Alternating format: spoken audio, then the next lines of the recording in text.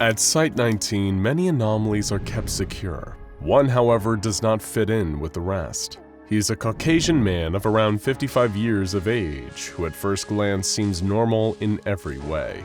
He's average height, average weight, and dressed in business attire. Calling himself Gustav Noble, he seems to be a perfectly pleasant American man who seems to be deeply out of place compared to the hundreds of other objects and entities kept at the largest SCP containment facility.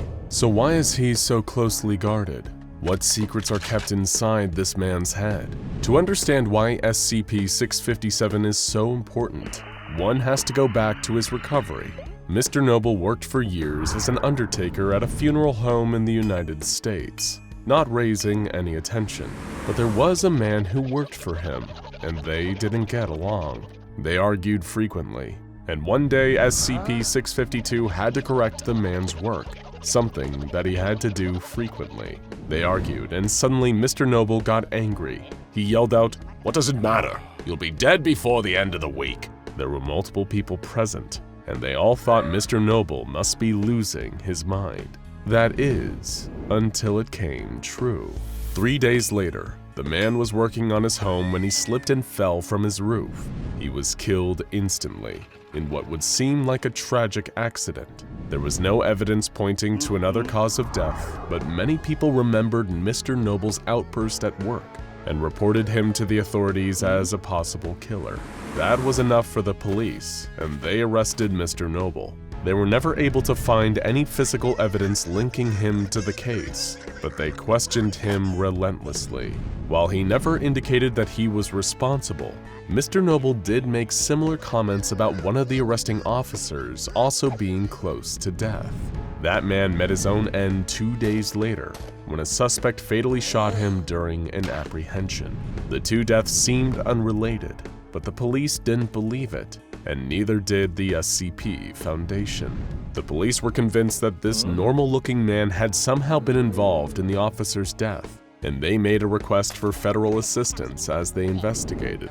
While they didn't understand what had happened, they knew they wanted to see the man pay for his crimes. The justice system moved quickly, and Gustav Noble was put on trial for both murders. In near record time, he was convicted of one murder and of conspiracy to commit the other, and he was sentenced to death. According to the officers who apprehended him, he would soon be facing the death chamber and justice would be done.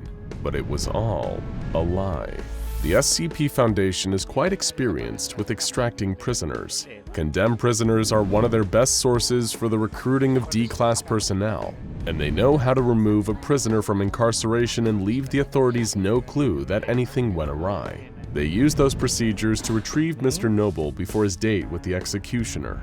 But unlike most inmates the Foundation plucks from death row, this one wasn't headed for D-class duty. The Foundation believed he was much more important than that. They knew that this man, who would soon be classified as SCP-657, had a unique link to death itself.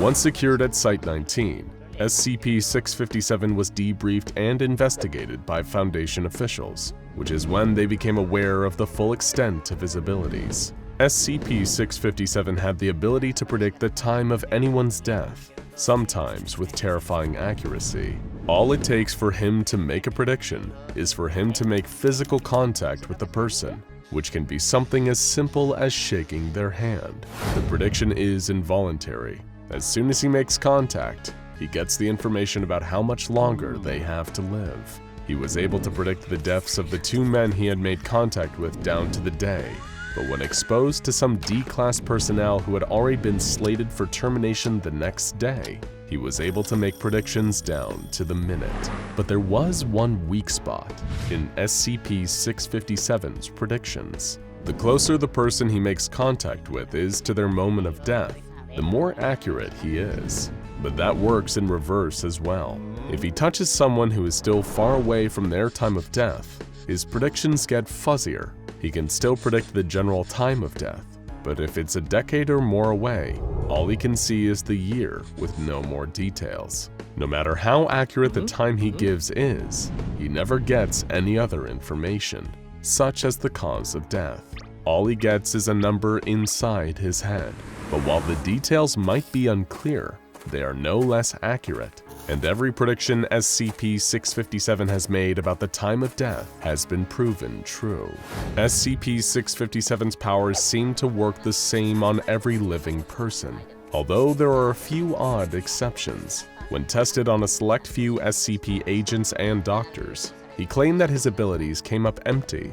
He simply couldn't see a time of death for them, and the investigations and testing proved he was telling the truth. This indicates that future investigations about these flukes should center not on SCP-657, but on the individuals who seem to be immune. So far, though, no common link or explanation has been found between them other than the fact that they all work for the Foundation. What does stay consistent is the reaction people have to SCP-657. When encountering him, people will nearly always report that they find him strange, unpleasant, or creepy. They may be sensing his abilities, even if they're not aware of them. But when they're informed that he can predict the time of death, the unsettling feeling seems to escalate. When they don't know, they simply can't identify what causes them to have this disturbing feeling. Could this be a milder but similar effect to that caused by SCP-053? A small child who makes otherwise stable people feel compelled to act violently. Right now, the reaction people have to SCP-657 is not considered a source of concern, but the Foundation is keeping an eye on it. SCP-657 is an unusual specimen in other ways too, though, and that requires unusual protocols. SCP-657 is one of the lowest security residents at Site-19, with his living quarters being a large room with a queen-size bed and any reasonable amenities he requests. He's not considered a threat to escape and displays no hostility, so the main concern is keeping him healthy and stable for future testing. His nutritional needs are taken care of, with the staff providing him with daily meals and vitamins, along with medication for his arthritis. His quarters look closer to a hotel room than to a cell, and initially, he was able to move around Site-19 as he wished, as long as he was accompanied by a staff member of proper security. So why did this have to change? Nothing differed in SCP-657's behavior, and no attempts to escape or security breaches were made. However, what did become clear was that SCP-657 freely wandering around the facility was a danger, not to others, but to himself if he encountered the wrong being. This stems from an experiment where SCP-657 was introduced to SCP-076, better known as Abel, and he is one of the most volatile SCPs in Site-19. SCP-076 consists of two separate entities, a black cube of engraved stone and the human-like, heavily tattooed male figure that resides inside it. While Abel spends most of his time dormant in a death-like state, he occasionally awakens and seeks out the nearest human being, which he then seeks to kill unless he himself is terminated. When killed, he eventually reincarnates within the cube. SCP-076 is a puzzle to the Foundation, and they thought SCP-657 could help them answer it. SCP-657 was introduced to SCP-076-2, as the humanoid Abel is officially designated, under pretenses of having him join Mobile Task Force Omega-7, an experimental team consisting of some powerful but controllable SCPs. This was really a way to see if SCP-657 could answer any questions about SCP-076-2's lifespan. Given the being's supernatural nature and unique resurrection process, it's not a huge surprise that the answer was no. What was a surprise was how SCP-657 reacted. The process of determining someone's lifespan is usually quick and easy for SCP-657. The numbers will usually appear in his mind in just seconds. But when he touched SCP-076-2, things went very wrong. His eyes immediately rolled back into his head and he collapsed. There was no physical cause for this, but he fell into a coma and didn't wake up for over a week. After he woke up, he was examined for any lingering health issues and interviewed so the Foundation could learn what he experienced. It turned out the answer was that he experienced nothing. He had no memory of the events, or of even meeting SCP-076-2 at all. This indicates that either SCP-657's abilities won't work on anything that's not technically human, or that SCP-076-2 simply doesn't have a lifespan and will continue to reincarnate forever. It was clear that SCP-657 had an Achilles heel. Exposure to human-like but ultimately inhuman SCPs had the potential to mess with his abilities and create serious adverse side effects. While this time he had recovered in only a week, no one knew if the next time would cause lasting damage. It was determined that security measures needed to be increased. SCP-657 would be confined to his quarters, with 2 security staff members stationed outside his door at all times. As SCP-657 had no unusual or dangerous physical abilities, security is still minimal compared to other SCPs, and the Foundation has instructed the site to grant all reasonable requests for entertainment and furnishments to ensure his mental health stays stable. But there is one other thing the Foundation is still trying to avoid. The staff has been ordered to keep their distance from SCP-657 and avoid physical contact unless absolutely necessary. This is because accidental contact, giving SCP-657 access to the death information, could be stressful for both parties. The knowledge of someone's pending death has been shown to weigh heavy on SCP-657, as seen in his initial outburst against his employee, and not everyone wants to know how much time they have left. Minimal physical contact is the best way to preserve SCP-657's use to the SCP Foundation. So what are the long-term plans for SCP-657? There are still many unanswered questions about his ability. While he has now been prohibited from interacting with other non-human SCPs for his own safety, he could still be used by the Foundation to learn vital information about Foundation agents and the danger posed to them on upcoming missions.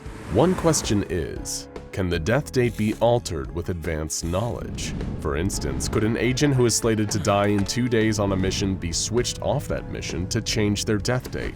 Or would this create a time paradox, potentially upsetting reality by trying to change it? These and many other experiments will likely be tried by the Foundation in the future, once a safe method for testing them is developed and approved. The research continues though, since the best chance the SCP Foundation has at answering the great mysteries of death may just rest in the unassuming older man in Site-19.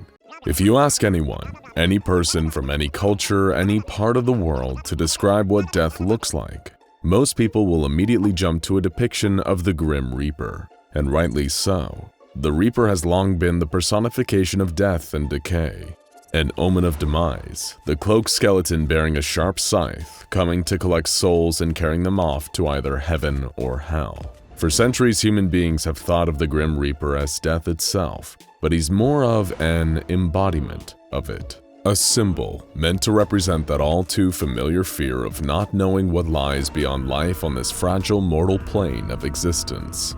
Death itself, the real death, looks completely different. Welcome to the story of SCP-001. Now first things first, to anyone familiar with the SCP Foundation, you will most likely know that there are multiple SCP-001s. You might even think that you know which of them is the real one. But for those of you who are new here, allow us to clarify for you this important context. The designation of SCP-001 does not refer to a single creature, object, or entity, but rather a collection of various anomalies that are allegedly kept contained by the SCP Foundation. Now, there are multiple explanations as to why these various files are all collected under the shared designation of SCP-001. One explanation could be that this is because these anomalies are some of the earliest ever contained by the Foundation. By this rationale, all the SCP-001 share the same designation because they were first encountered before the SCP Foundation established the numbering system that it currently uses. However, there also exists a theory that this is nothing more than intentional misdirection. If we choose to believe this explanation, then it could mean that the many different SCP-001s are a devious ploy by the Foundation themselves. In the interest of maintaining secrecy and security, Having many files sharing the name SCP-001 could be the Foundation's way of keeping the nature of the true first SCP a closely guarded secret. It seems plausible that the multiple SCP-001 files could be an attempt by the Foundation to conceal information. After all, it wouldn't be the first time this secretive organization deceived someone. So what exactly is this particularly morbid take on SCP-001? Well, first you have to have a pretty high level of security clearance within the SCP Foundation if you want to even come close to accessing this file. In fact, any and all details about the anomaly codenamed Deadmen is protected by Hellenstick, an AIC used by the Foundation's Overwatch Command, also known as the O5 Council. An AIC, for those who are not yet aware, is an advanced form of artificial intelligence that the Foundation develops and uses to run parts of its archive of anomalies. What does that mean for SCP-001? Well, it's pretty simple. The people in charge of the Foundation want this file to remain secure. Or it could be because the O5 Council is hiding something that the general staff members aren't meant to know about. Getting past all the additional security surrounding this particular file, we learn that SCP-001, or this one at least, is an old man. An 84-year-old man, to be precise. Wait, that's it? That's what the big, closely guarded secret is? Just some old guy? No. Of course he's not just some old guy. The Foundation's highest-ranking members wouldn't go through such trouble over one ordinary man. This particular man has become one with death. Not the Reaper, no. Death itself. The very concept of death has been merged with this individual. A lot more interesting than just a normal old man, right? To be clear, this man is not an incarnation or embodiment of death like the Grim Reaper. Instead, he has become a vessel for the process of making something that was once alive not. So this old man, SCP-001, can control life and death? Not quite. The old man's body is more like a way that death itself can be influenced. It may help to picture it like this. Imagine SCP-001 as a television remote control for death. Except instead of pressing buttons like you would on a remote, you have to remove or alter parts of the old man's body. And in doing so, you can manipulate the process of death, albeit only to a limited extent. You can't, for example, permanently stop death from existing or occurring, stopping everyone around the world from dying. That's not quite how SCP-001 works. Here, let's give you an example. SCP-001 had his tongue removed as well as had sustained damage to his eardrums before he was contained by the Foundation. So as a result of those alterations to his body, there are fewer deals with death events in the modern era. You see what we mean now? Changing SCP-001 changes how death functions, but doesn't necessarily stop it from happening. So in essence, although there are parameters, SCP-001 is the Foundation's way of controlling death itself. How did they decide to go about doing this? Well, once we tell you, you will understand why the O5 Council wanted to keep information about SCP-001 such a secret. After performing a series of complex brain surgeries and various other procedures on the old man, the Overwatch Command intentionally engineered him to be unable to perceive certain people. Who were those people? You guessed it, the O5 Council themselves. Making SCP-001 unable to recognize the faces of any O5 Council members means that death is unable to see or perceive the Council members either. All those pieces fit together to form a particularly unsettling jigsaw puzzle. By tampering with SCP-001, the O5 Council have made themselves effectively immortal. They cannot die, nor will they age or decay like normal mortal human beings. Death still occurs, of course. Other beings can die, but the Council members are exempt from that fundamental law of nature. The Foundation believes that SCP-001 was initially created by an occult group known as the Eternal Circle. Thanks to records recovered from the Circle's London headquarters, the SCP Foundation now knows that they were the ones responsible for merging the old man with the concept of death. When their personnel first recovered SCP-001, the old man was frail, in a poor physical condition and barely responded to any external stimuli. Research staff believe he must have suffered severe trauma at the hands of the Eternal Circle, evidenced by the circular symbols that had been carved into his back. Oh, and also the fact that his body parts had all been modified. Contained within the file for this SCP-001 is a letter directly from the O5 Council themselves, explaining their reasons for using the old man to become immortal. They justify their actions by claiming that they have a wealth of experience in containing anomalies and keeping the SCP Foundation running. This is, to them, a perfectly valid reason to make themselves exempt from death rather than aging, retiring, and dying, to later be replaced by new members on the Overwatch Council. They claim that their immortality is not for their own self-benefit, of course, but for the good of the Foundation as an organization, and, by extension, the world as a whole.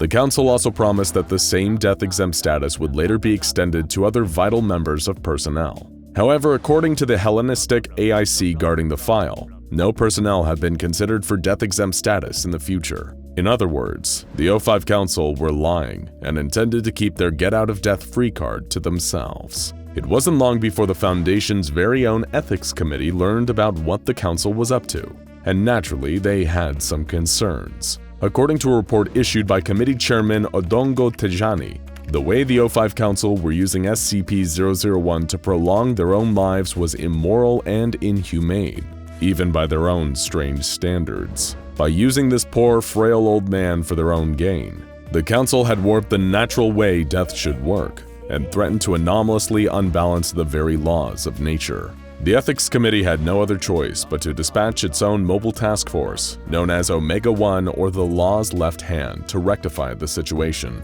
Their mission? To detain all members of the O5 Council at their next meeting, removing them from office and replacing them with high-ranking candidates from within the Foundation's lower ranks. Finally, they also plan to neutralize SCP-001, cleaning house and removing the temptation for future Council members to make themselves immortal. In short, this was a coup. The O5 Council was going to be overthrown by their own Ethics Committee. Of course, the Council was more than prepared for this, and also had their very own mobile task force on hand to defend them against the plot. Alpha 1, also known under the codename Red Right Hand, the legendary lackeys of the O5 Council, clashed with the Law's Left Hand. It is believed that the shadowy administrator of the SCP Foundation also had his own personal task force. Possibly Raish 1, also called the Seat of Consciousness, enter the fray. In other words, we were looking at an absolutely insane three-way Foundation Civil War bloodbath. How exciting.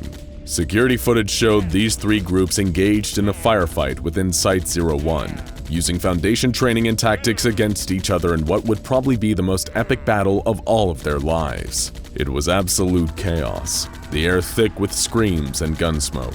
Cameras also picked up a group of men and women lying all around Site-01, many wounded but still alive. Impressive, given how many of them had taken gunshots right to their heads. That's right. These were presumed to be the members of the O5 Council, still unable to die despite being shot. It is unclear which of the MTFs were responsible for this. The Ethics Committee had only intended Law's Left Hand to secure the Council members. It could well be that they were caught in the crossfire that occurred as the Law's Left Hand and Red Right Hand teams fought. Unless, of course, the Administrator's task force were the ones who had stepped in and shot the O5 Council. Through all the chaos that had unfurled, SCP-001 was still in his cell, and he wasn't alone. An unknown figure had somehow gained access, and he conversed with SCP-001. The man went on to tell SCP-001 that the Foundation was wrong to tamper with the nature of death, and recounted a story. He said that he had once filed paperwork regarding anomalies for an unknown organization, but couldn't live with the horror of what his job entailed.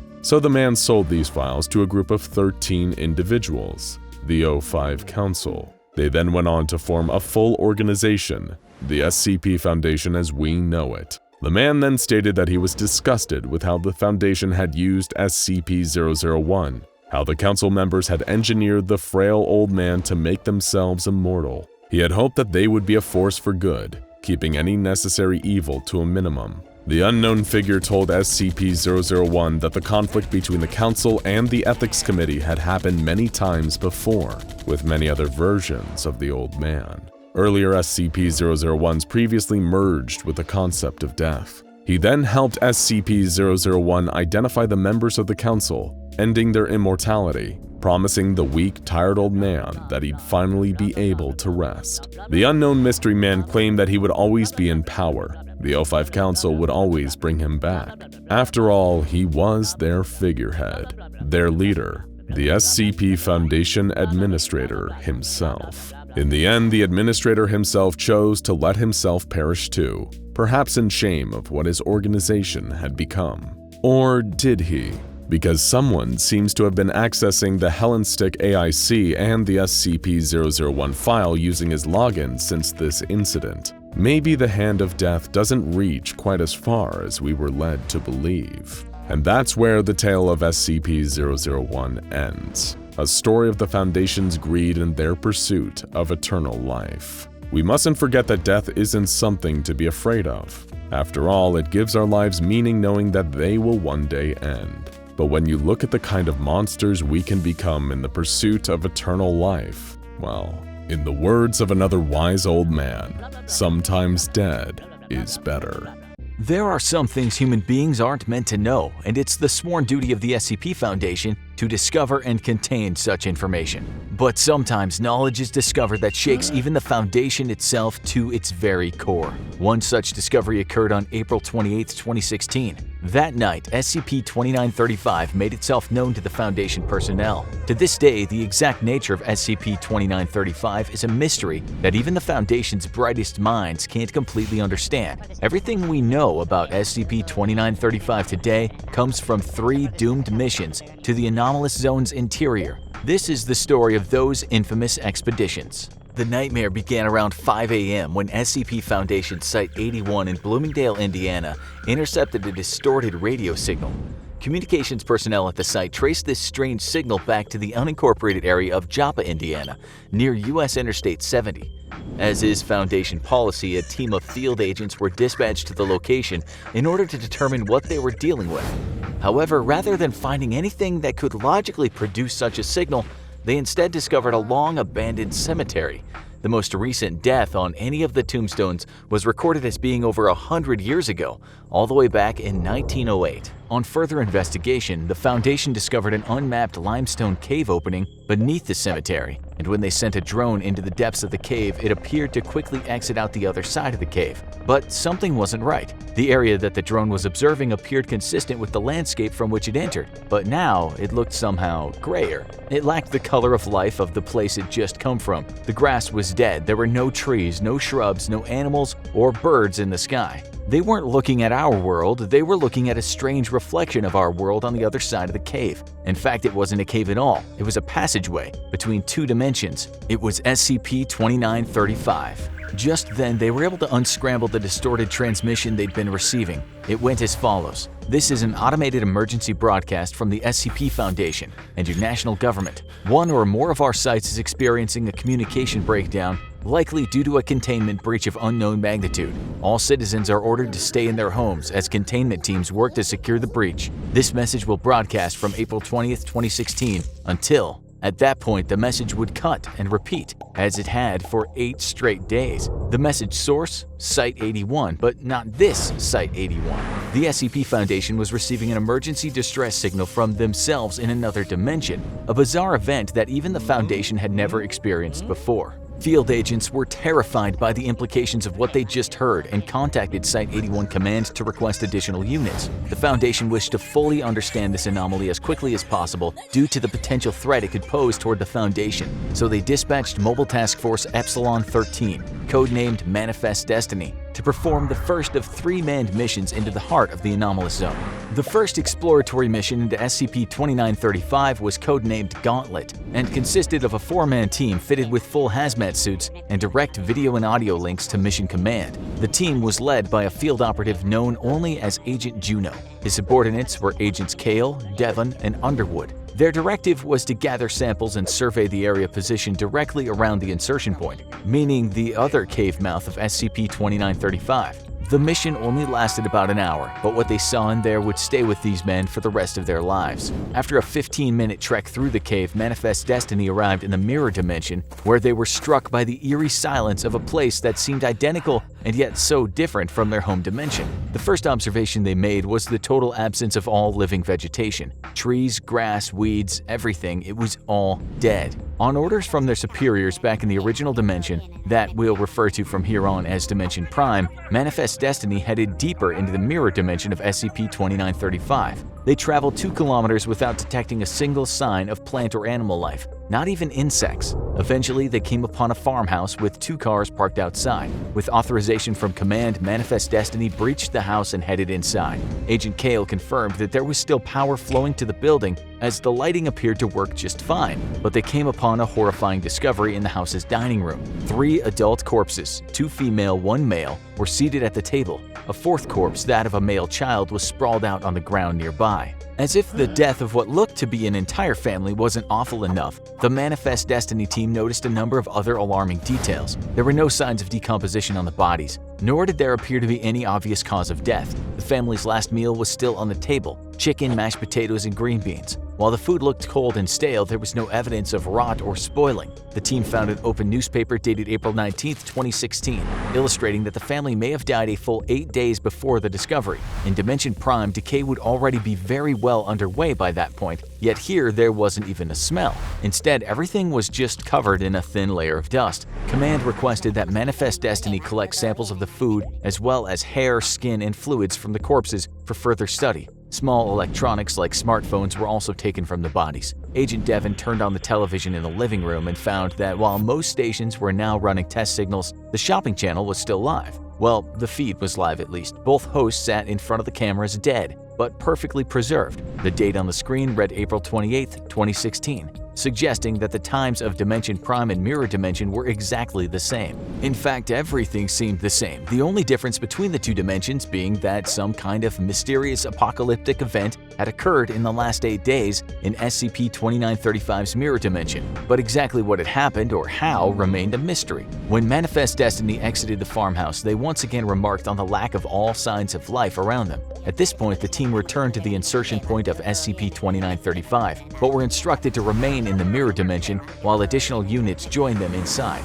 Manifest Destiny swelled to 16 members, with the notable addition of Agent Roy as the new commanding field officer. The team split into 2 groups of 8, and Agent Roy and his men infiltrated the Mirror Dimension Site-81, while Agent Juno's detachment attempted to access the base's off-site deep storage servers. This second expedition was codenamed Overland, and led the Foundation's field agents even deeper into the terrifying mystery of SCP-2935. Accessing the site was easy for Roy's detachment. It seemed there were relatively few cars on the road at the time of the mysterious extinction event. In the distance, fire still smoldered in the wreckage of planes that looked to have just dropped out of the sky. Agent Roy and his team, like all SCP Foundation personnel, were fitted with vitals trackers, and they assumed that the distress signal that started this whole thing could have been triggered by the deaths of every member of the Foundation at once in the Mirror Universe. Once inside Site-81, they realized that the assumption was probably right. Going door to door in the administrative wing, they found the perfectly preserved corpses of everyone they knew to be stationed there in Dimension Prime.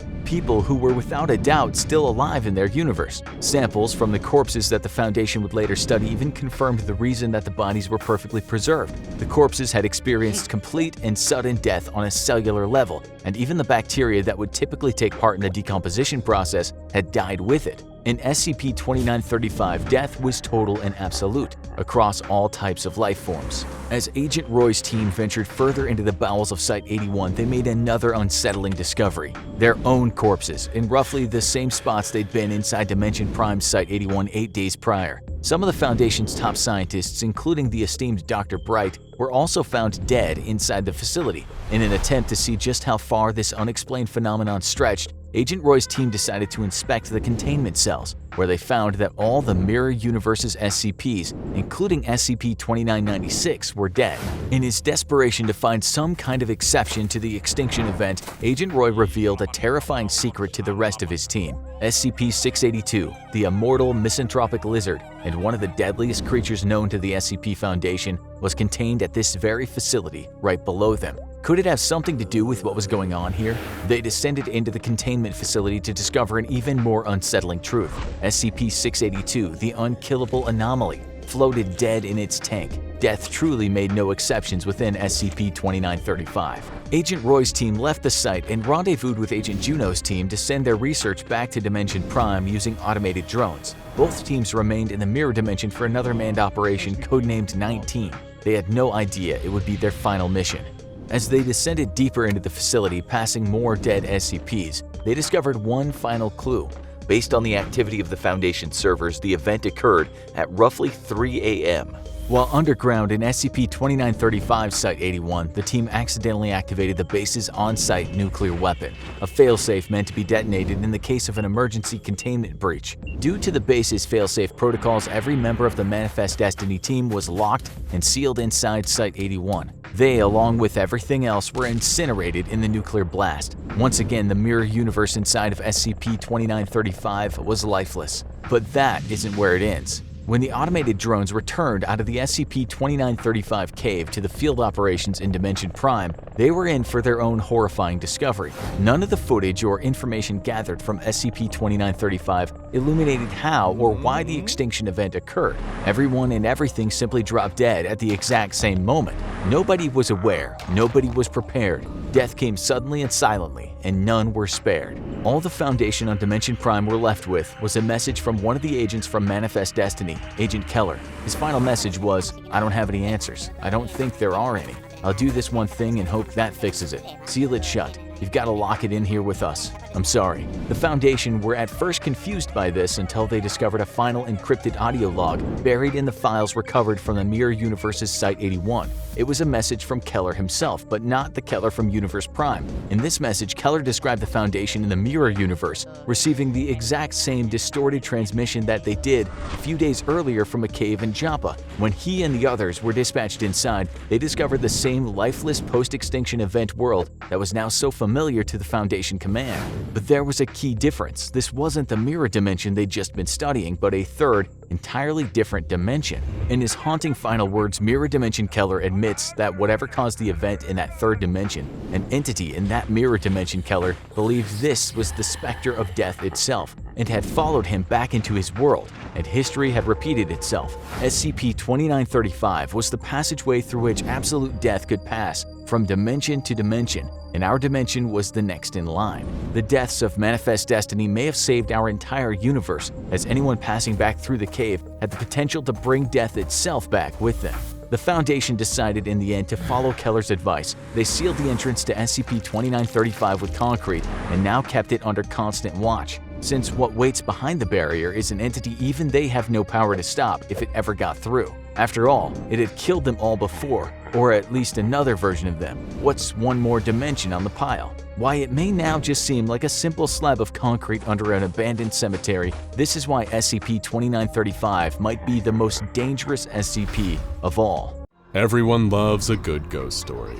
Whether you're crowded around a campfire or watching a YouTube video at 3 a.m., there's something fun and exciting about imagining haunted places plagued by strange noises and apparitions. Part of what makes it so fun is the idea that any place can be haunted, especially if terrible things have happened there. That decrepit old house at the end of your street, that 80-year-old movie theater where no one goes anymore, a park where one too many kids went missing.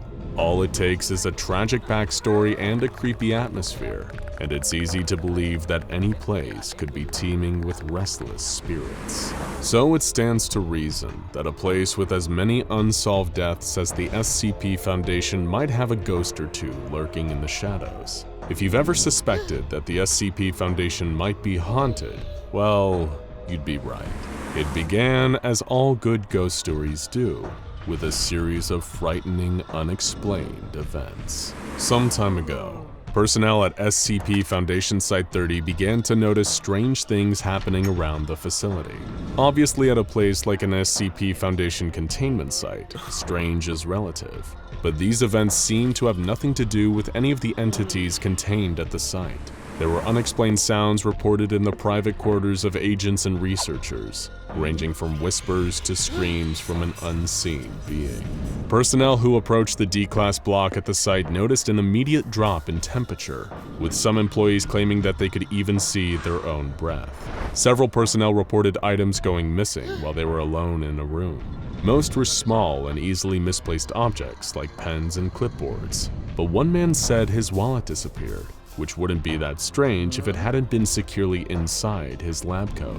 Other personnel would be innocently washing their hands, only to be horrified by the appearance of a bloody figure in a D-Class jumpsuit in the mirror, staring back at them with hatred in its eyes. There were anomalous computer server errors, the feeling of being watched or followed by some menacing invisible force, even the sight of a shadowy silhouette fleeing down corridors and hiding around corners. All of these occurrences were reported to higher-ups at the Foundation, but they were all dismissed. The directorial board of the site insisted that these accounts were likely the result of employees cracking under the immense mental stress of working under such strenuous circumstances. If left alone, they were certain that the reports would stop, but the reports didn't stop, and they soon found out that this was only the beginning.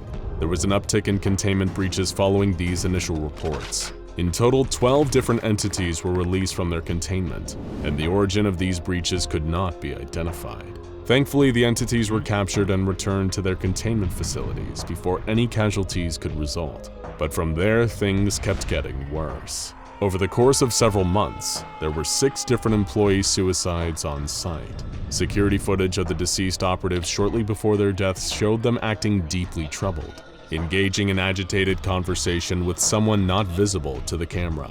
At first, it was posited that whoever was upsetting the employees was in a blind spot, but it quickly became clear that the dead employees were being tormented by something invisible. Stories of hauntings were one thing, but now with escaped SCPs and a notable death count, the directorial board decided to mount an official investigation into the unexplained occurrences. It was then that the spirit was officially acknowledged, identified, and reclassified as SCP-4973. SCP-4973 was once a D-Class worker who was used as a guinea pig in 25 different experiments with a variety of entities on site. He was reportedly exposed to multiple unusual and dangerous anomalies, including SCP-158, a large mechanical arm capable of extracting an unidentified substance from any living test subject. Before he was brought on board at SCP Foundation Site-30, he was also known as Gordon Karviakulis Markovich, a man who had been convicted of murder in the 2nd degree after stabbing his wife 24 times in the chest with a kitchen knife. During his incarceration, Markovich was transferred to the custody of the SCP Foundation and placed at Site-30, where he was given a new name, D-10,000. During an experiment involving a redacted entity, D-10,000 was killed, and his remains were disposed of at a nearby waste refinery. It was then only 3 months after his death that the initial reports of ghost activity began. SCP-4973 is regarded as a Class 4 spectral entity, meaning that it is an entity displaying a high degree of aggression and malevolence towards a specific individual or group. In this case, the spirit displays hostility towards a very specific group, the SCP Foundation. Class 4 entities can affect the environment around them, move objects, reduce the temperature in a room, and induce hallucinations in humans that it comes into contact with. These hallucinations are thought to be the cause of the increase in employee suicides that occurred after 4973's first appearance. One of the many ways in which SCP-4973 acted out, in what is believed to be an attempt at revenge on the Foundation as a whole, was to somehow gain access to the SCPnet database terminal. This allowed the spirit to learn about the entities contained at the site, as well as personal details regarding the lives of research, security, and administrative staff working there. This information is likely what allowed 4973 to cause several suspected containment breaches, though the specifics of those breaches have been expunged from official records. 4973 was eventually contained within an apparatus known as the Incorporeal Entity Vacuum Chamber, which is constantly monitored by a team of specialists within MTF Mu-13, affectionately nicknamed Ghostbusters. In order to prevent it from escaping, 4 Harrington Hollow neutralizer wards have been placed at the door to the containment facility. This containment method has been largely effective, though the spirit had escaped a handful of times and had to be recaptured and placed back into the IEVC. In order to understand SCP-4973 and how it was able to access the database, Dr. Lorraine Casper was assigned to conduct an interview with the spirit, speaking to it as it was in containment, and a transcript of this interview is available in the official Foundation archives. Dr. Casper began the conversation politely, addressing the SCP as Gordon and asking him how he was. Gordon refused to comply with the round of questioning, going as far as to yell at Dr. Casper until she reminded him that he faced the risk of termination if he refused to answer her questions. Dr. Casper pointed out that the files accessed by 4973 required clearance that the spirit would have no way of possessing. He responded that he simply waved his hand across the terminal in order to access it, explaining, "It freaked out for a second, then just stopped. I could just move my fingers around the air and the tabs would just roll up. Easy as that." Dr. Casper asked for clarification, inquiring how he could even do something like that. 4973 continued his explanation. "Beats me. It felt like some attraction, like magnets from afar getting closer and closer. I don't know, something like that." Finding this answer unsatisfactory, Dr. Casper pushed further, asking for an explanation of SCP-4973's attempts to release dangerous on-site anomalies from containment. This question seemed to stump him, and he claimed not to understand what Dr. Casper meant. She explained that the ID cards of Dr. Yurkov and Dr. Orson were used to open the facilities from which these anomalies escaped. 4973 was shocked that he had even been suspected of this attack, and insisted not to know who Orson or Yurkov even were.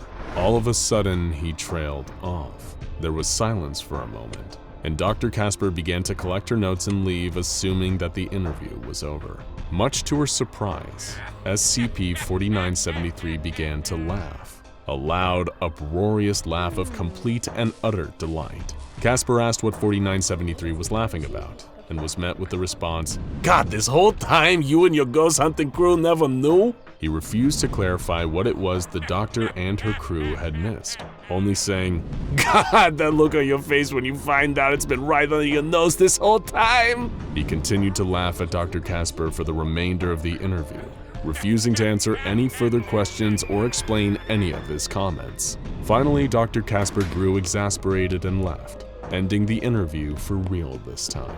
Following this perplexing interview, Dr. Casper inexplicably abandoned her post at Site-30. Her supervisors could not reach her, neither could any of the other researchers at the site. No one had heard from her for an entire week, until one day she called Director Eric Riverson of Site-30 on his personal phone line. He recorded the conversation, and a transcript has been included in the file for SCP-4973. Dr. Casper explained to Director Riverson that she had been hiding in her private residence away from the site, and that she no longer considered any part of the site safe. In fact, she suggested that all SCP Foundation sites might be potentially compromised. She explained her conversation with SCP-4973, and the questions it provoked her to ask. If he had not been behind the containment breaches, then who was? He never encountered Dr. Yurkov or Orson in any of the tests administered on him, and Orson wasn't even employed at the Foundation until after 4973's death. Dr. Casper posited that, though the spirit of Gordon was not responsible for the breaches, another spectral force or forces at the site might be. Her hypothesis, that Site-30 was positively infested with the vengeful spirits of Class D employees lost over the years during various experiments. In order to prove her theory, Dr. Casper got her hands on all the experimental equipment used by the department researching spectral anomalies. The general consensus among researchers in this field is that spirits leak out a kind of energy, known as ectoplasm, wherever they go.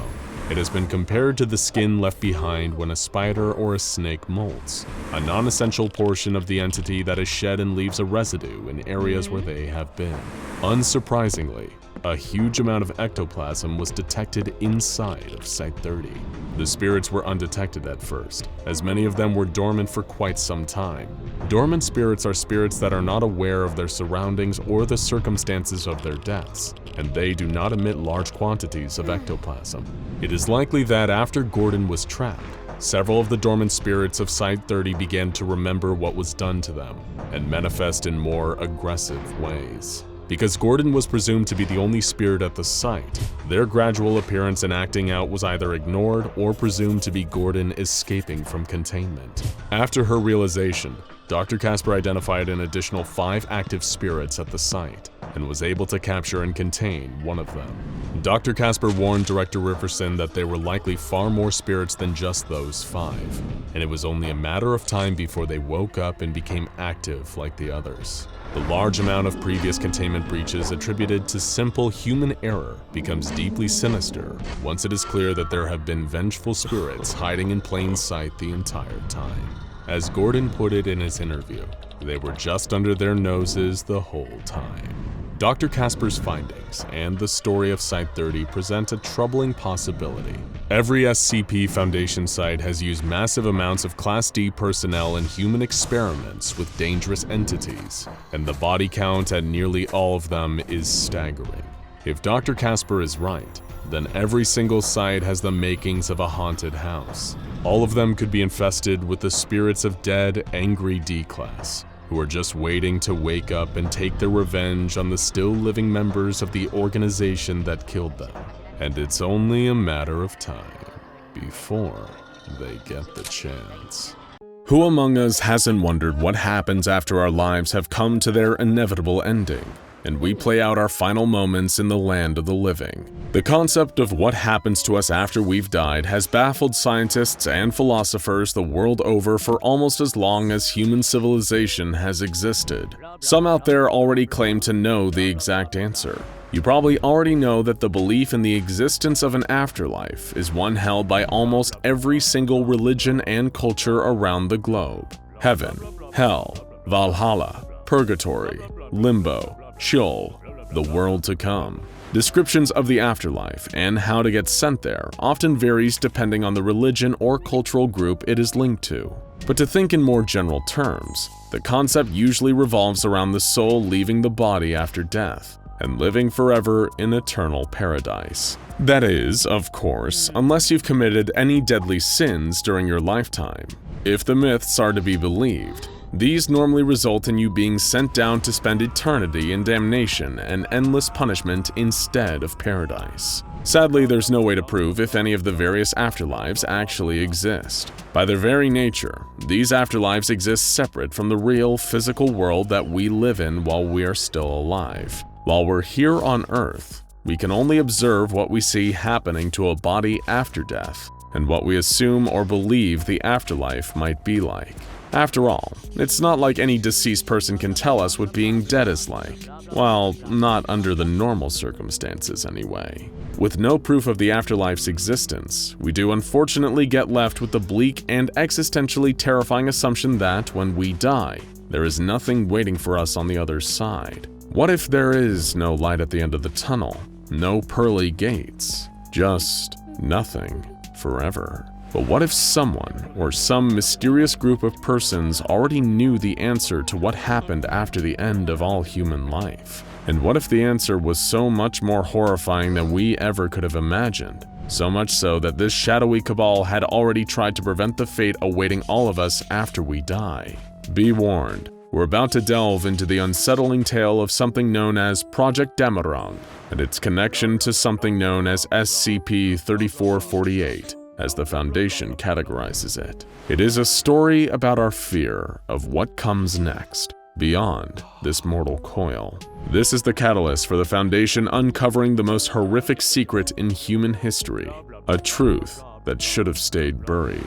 Warning, we are about to unravel the beginning of the end. The end of what, you might be asking? Why, the end of death itself, of course. Any outsider looking in might think we're being a little bit overdramatic here, but we'll forgive you for that mistake. You can have that one on us. At first glance to the untrained eye and uninformed individual, SCP-3448 might just seem like little more than a magnetic resonance imaging machine.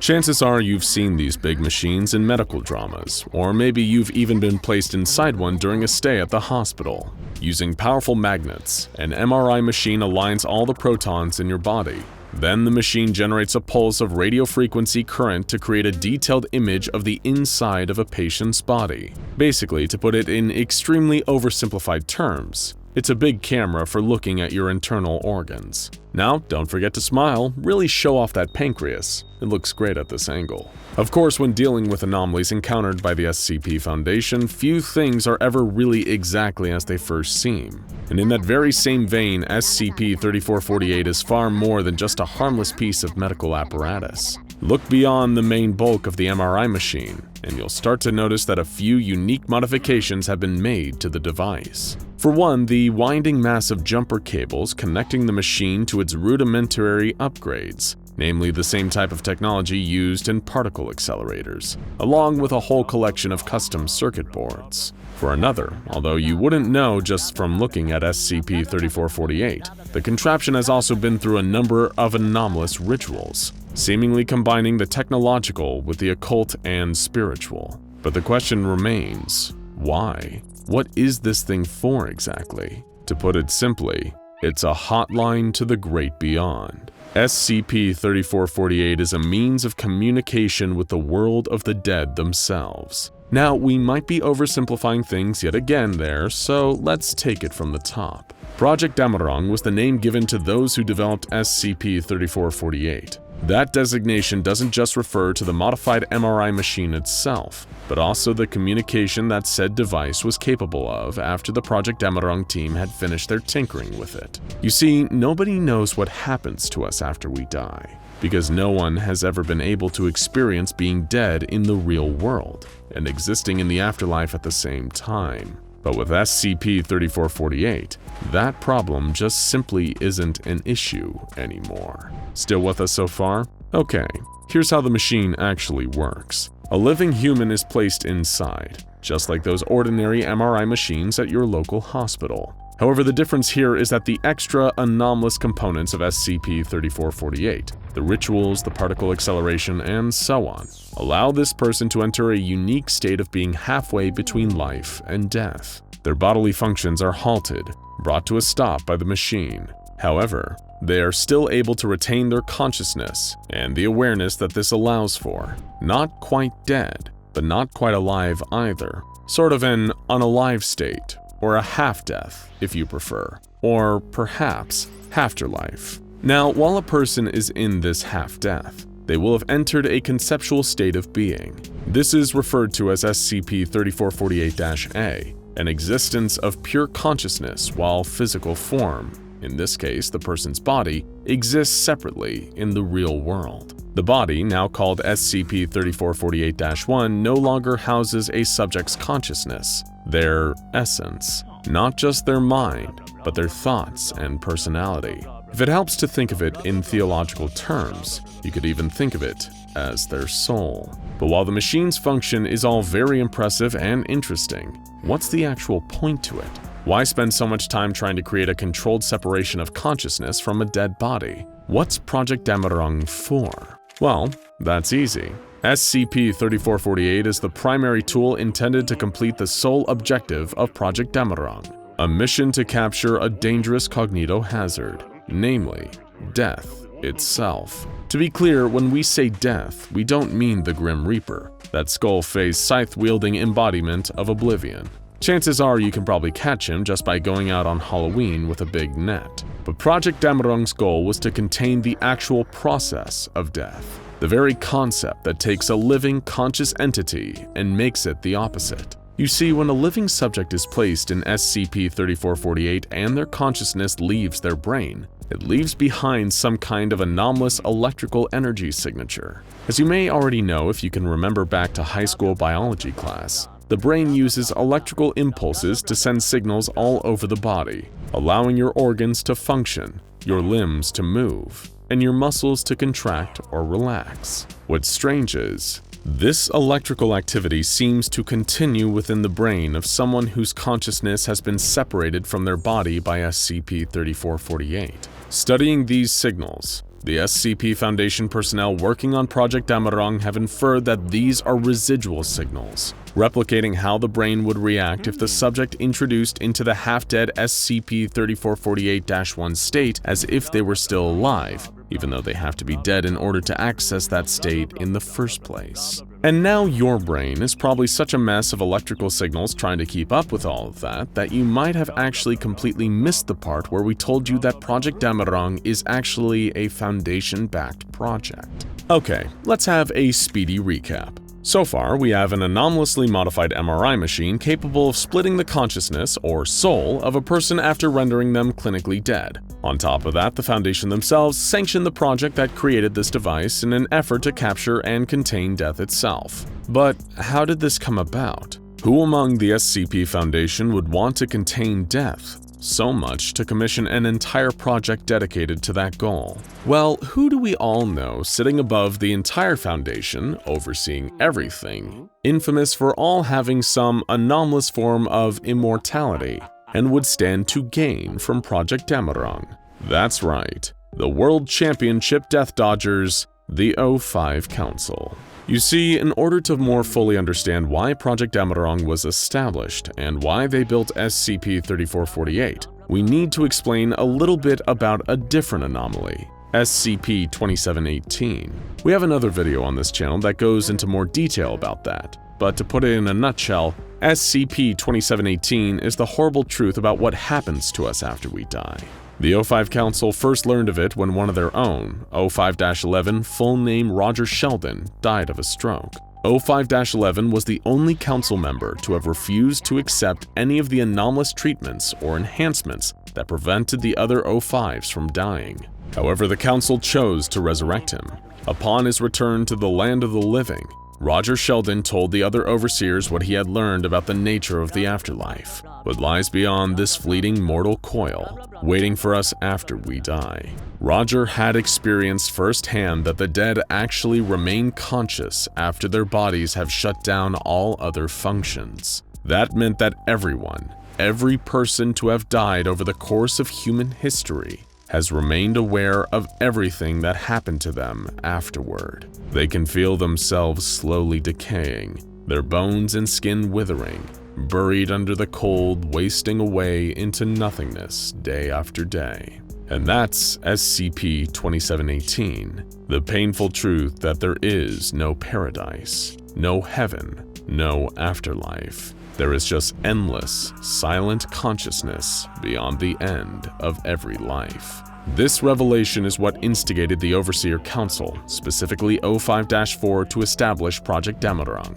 It was learning the answer to what happens next that spurred the creation of SCP-3448. The intention was, by reading and interacting with those residual electrical signals in the brain, that the Foundation could create a link, a form of two-way communication between them and the living world and the subject, SCP-3448-A, in their half-dead state. Using other items and anomalous technology connected to the MRI machine, the Foundation's researchers could interpret the electrical signals in SCP-3448-A's brain as images. A Foundation agent by the name of Anthony Michaels proved to be the only test subject capable of using SCP-3448, beyond the earliest tests on animal specimens. And we know what you're thinking. The Foundation would normally use D-Class personnel for this sort of test. After all, it's a machine that renders you almost dead, stopping all bodily function. The problem was Project Dammerung needed someone loyal to the Foundation, and D-Classes could hardly be trusted to follow orders without the threat of death. Think about it. You separate their consciousness from their body, and they don't care if you threaten to kill them. Agent Michaels served as the SCP-3448-A component, residing within the modified MRI machine, held in a state between life and death. But something went wrong.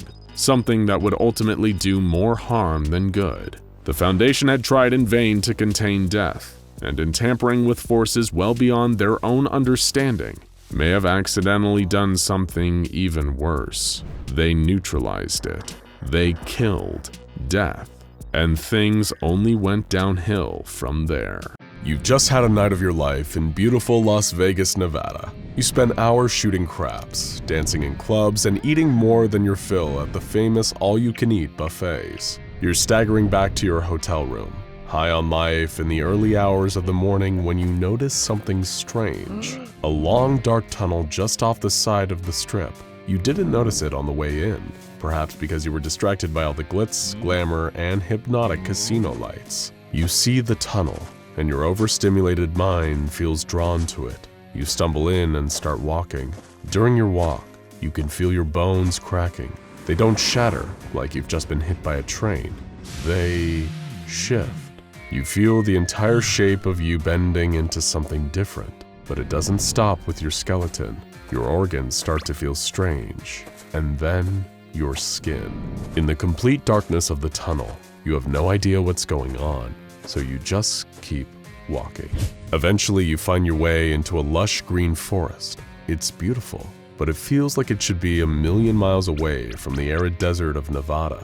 You were only in the tunnel for a few minutes. What gives? Hello? You call out. Is anybody there? No answer. You explore further into this empty forest. Its trees are far as the eye can see, but no animals. That's when you see something that catches your eye. A puddle of crystal clear water. But it's not the puddle itself that draws your attention. It's what reflects back at you when you stare into it. At first, you can hardly believe it, but as you move your mouth in shock and the reflection moves its mouth too, it's suddenly all too real. You've been turned into a fox, an orange, bushy-tailed fox. You scream and bolt all the way back to the tunnel that led you here. You sprint through and feel your entire body changing once more. When you finally hit the wall of dry Vegas heat on the other side, you're human again. You breathe a sigh of relief and stumble back to your hotel room. The next day, you only vaguely remember what happened, and because you're not crazy, you assume it was just all a wild dream. What you just encountered is a Euclid-class SCP known as SCP-2746, a seemingly innocent tunnel near the Vegas Strip, which holds a portal to a fantastical world designated by the Foundation as SCP-2746-1. By the time the Foundation discovered and secured the SCP-2746 tunnel and began sending their field agents and researchers on fact-finding expeditions inside, the place was already a ghost town. A forested landmass approximately 111 kilometers in diameter, with no notable signs of life. The Foundation discovered that this place had a strange effect on people and animals who came in from our world. Humans who entered assumed the form of a random animal, but retained their intelligence and vocal cords, creating talking animals. Animals brought into 2746-1 retained their animalistic intelligence, but grew human-like vocal cords, allowing them to repeat simple phrases. Before the mass exodus or extinction event that left 2746-1 barren, the Foundation figured out that this place was populated by a whole civilization of intelligent animals, like something out of a fairy tale. These animals, through a mix of brains and magic, were able to leave written records and create impressive architecture, like homes and places of worship. Foundation researchers became fascinated with how exactly this society operated and what could have led to its sudden downfall. Thanks to a mix of advanced archaeology and records left behind by the creatures, this is what the Foundation determined. The society these talking, intelligent animals lived in was a kind of religious oligarchy, meaning power was consolidated by the few in the top social class. Society was divided into three segments: crafters, scholars, and honorables, with the crafters being the most powerful members of society and honorables being the least powerful. The state-sponsored churches acted in worship of a being simply called the Maker, who fills a similar role to the Abrahamic God. The crafters, whose number totaled 13, were believed to be immortal and were responsible for building the majority of the culture and architecture found in 2746-1. The scholars acted as their wise assistants, and the honorables were a mixed class of artists, carpenters, and artisans. It seemed that this culture had a pretty good thing going. No system of currency was ever invented, and the economy operated on a barter system. The Foundation believes that initially, the citizens of this world didn't need to eat to survive, and so only needed to barter for material goods. Though it's worth noting that the conditions of immortality only apply to natives of this region. People born on Earth but assuming animal forms while entering 2746-1 still need nutrition to survive. However, a great tragedy soon caused a fundamental shift in the balance of life and society within 2746-1. The Maker decided it wanted to test or punish its subjects with two major changes. First, humans would be forbidden from entering the domain. And second, the Maker now made the consumption of food necessary for continued survival and sanity. Nothing was ever the same. Because nobody had needed to eat prior to this, food stores had never been made, and the inhabitants had no agricultural knowledge that would allow them to easily mass-produce more. As a result, while the crafters and scholars were able to feed on fruits from luxurious private gardens, the honorables were forced to resort to eating each other or other inhabitants of 2746-1. This began a bloody rift that split society from the top down.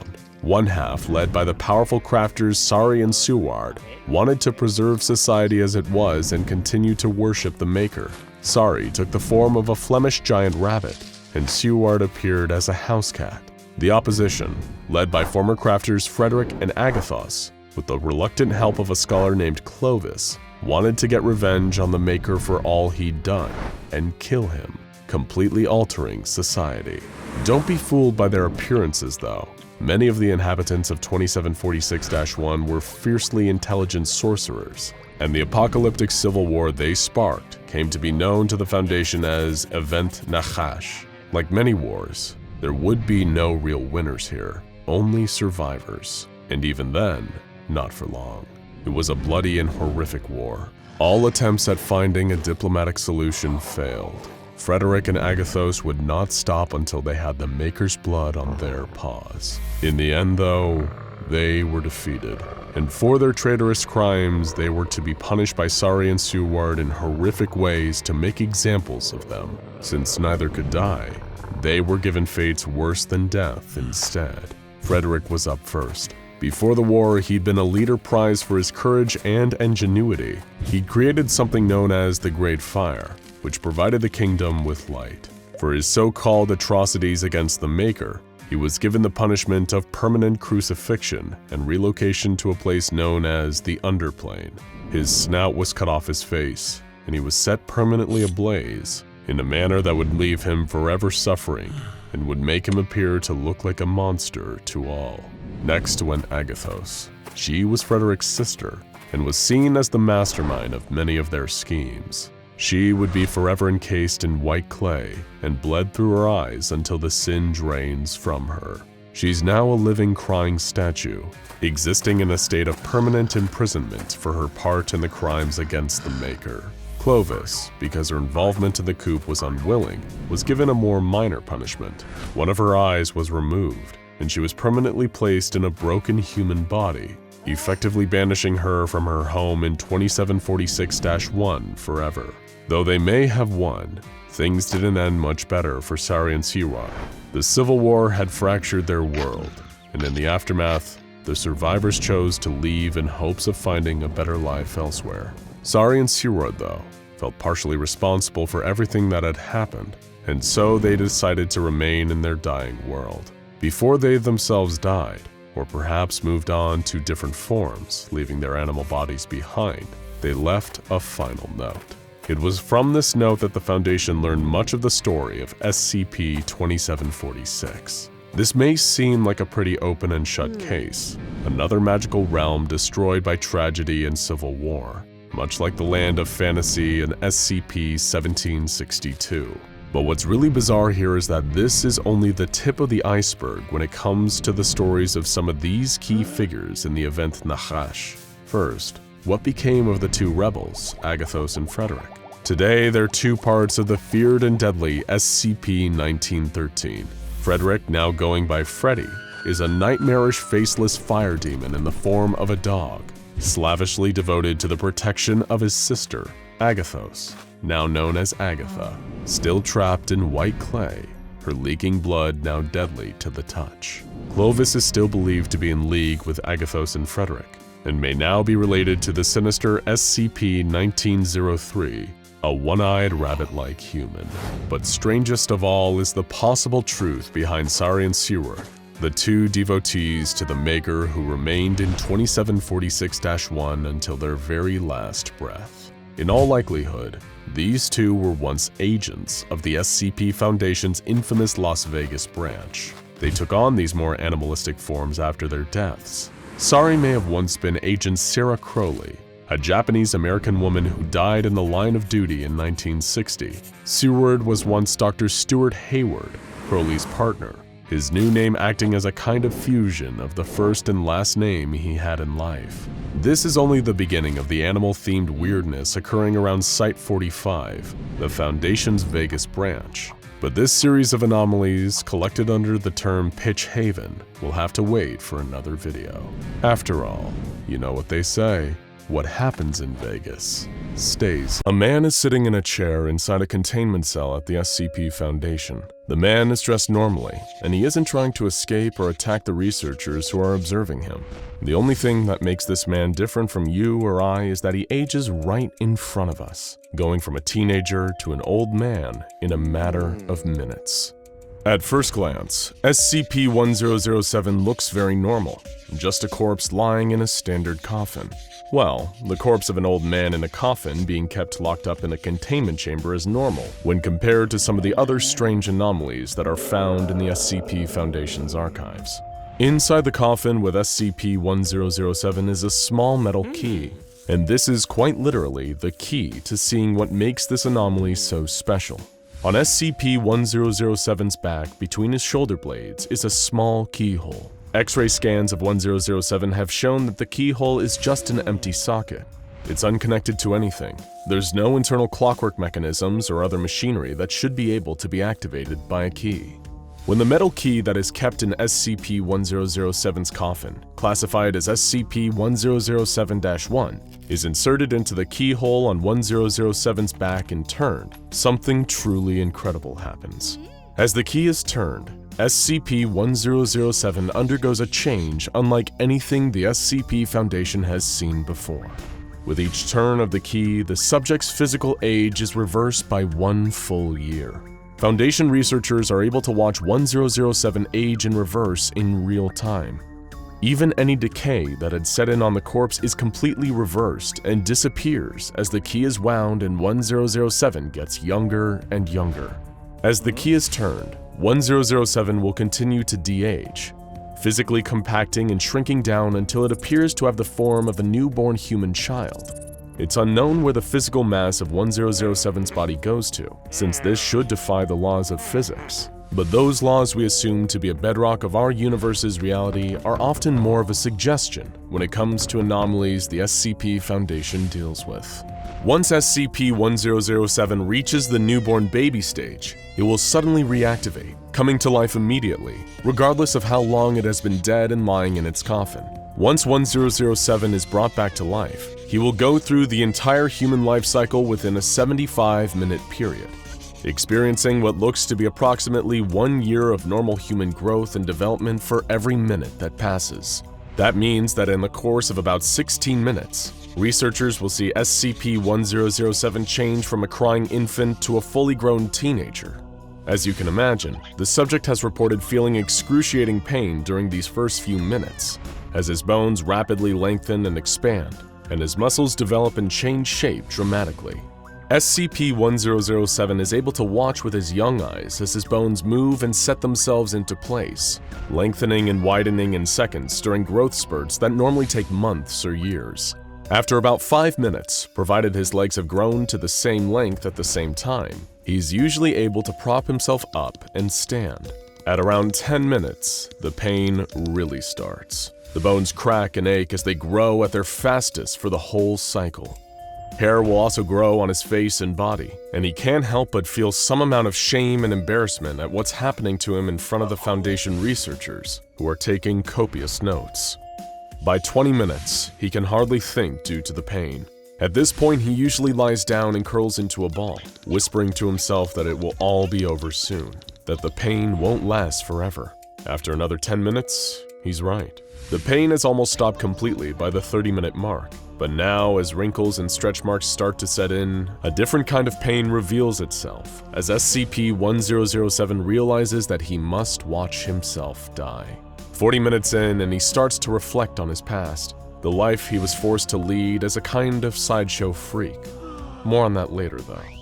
The physical decay happens faster now, warts and moles and other marks of age appearing on his skin. After 50 minutes, he is aware that over half of his life has passed. and he is reaching the end. His hair starts to fall out, as do his teeth, which he's never actually been able to use as he's never tasted food. As the 60-minute mark comes and goes, he begins to feel grateful for the coming end, with the escape from pain and the rest it would bring. His body has become very wrinkled by this point and is covered with age spots. His eyes begin to cloud, severely limiting his ability to see, and his hearing gets weaker and weaker until he can't comprehend anything the researchers say. At 75 minutes, it's all over. SCP-1007's body expires and he dies once again. He will remain as a corpse until the metal key is inserted into his back and the whole process starts once again. Just as there appears to be no explanation for where the mass of SCP-1007's body goes as the key is wound during the reversal process, so too is there no explanation for where the energy needed for his rapid growth comes from. This process should violate the first law of thermodynamics, and Foundation researchers are very curious about the underlying process. The one constant that remains on SCP-1007's body is a small tattoo on his right calf, where the words Mr. Life and Mr. Death from Little Misters by Dr. Wondertainment appear. This matches up with entry number 11 on document SCP-909, which lists a total of 20 Little Misters. SCP-1007 was recovered by Task Force Tau-6 during a raid on a mansion in California, along with several other anomalous creatures and objects. The owner of the mansion claimed that he acquired SCP-1007 at an auction hosted by Marshall, Carter, and Dark Limited. Marshall, Carter, and Dark Limited is a club based in London, England, that is famed for collecting and selling what it would describe as rare and obscure objects. Unfortunately, this often includes various anomalies that should be under the care of the SCP Foundation, and the club's mission to provide its members with exclusive, expensive, and rare experiences means that they're often in conflict with the Foundation, and they have even been responsible for several containment breaches. Marshall, Carter, and Dark Limited continues to be a very secretive organization, and the name of the director and a list of its members have so far been very difficult to obtain.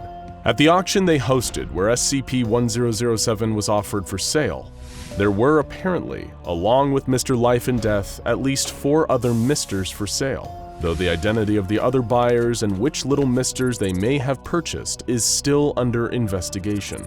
The fact that SCP-1007 has the name Mr. Life and Mr. Death seems to imply that he may have originally been part of a set, though this counterpart Little Mister has yet to be recovered or even identified.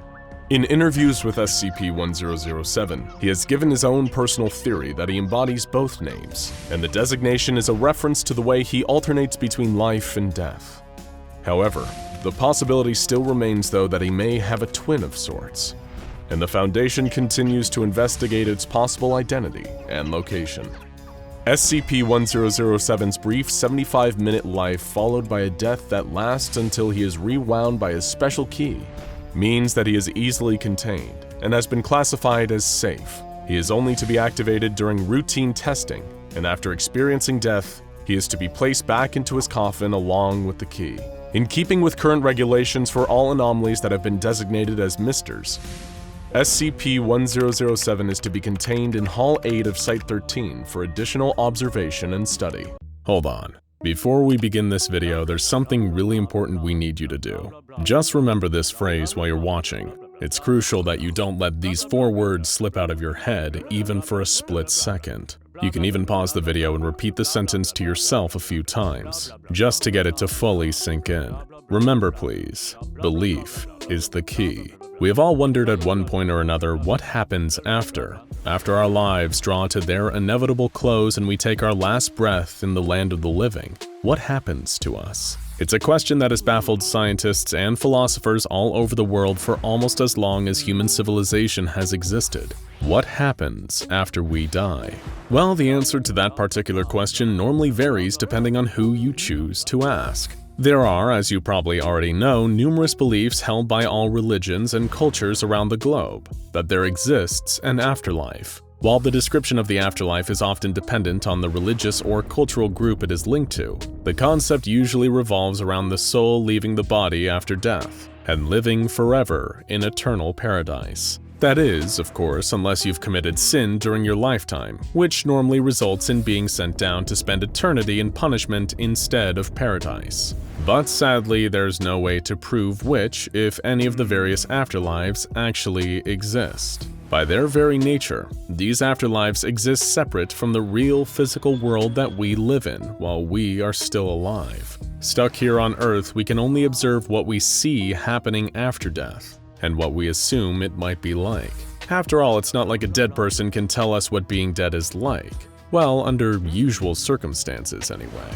With no proof of the afterlife's existence, we do unfortunately get left with the bleak and existentially horrifying assumption that, when we die, there is nothing waiting for us on the other side. No light at the end of the tunnel, no pearly gates, just nothing. Forever. Of course, being unconscious for eternity isn't quite as bad as the other possibility. What could that other possibility be? Well, according to the SCP Foundation's entry for SCP-2718, you might not want to know. Anyone attempting to access the data file on SCP-2718 will immediately notice a few details that set it apart from others contained in the Foundation's archive. Firstly, an ever-changing SCP number. It perpetually swaps numbers with other files to keep itself hidden. Next, a unique object class that is only found in this entry.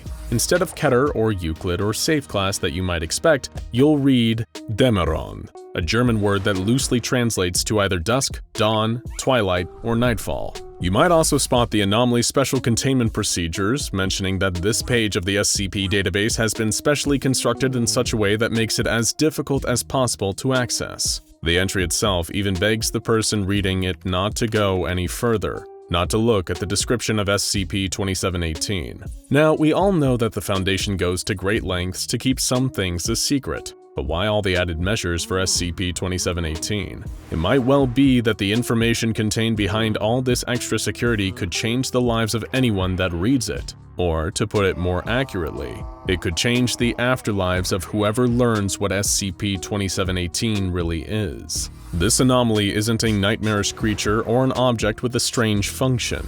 It's not an entity from outside our universe, or even a person with an unusual origin.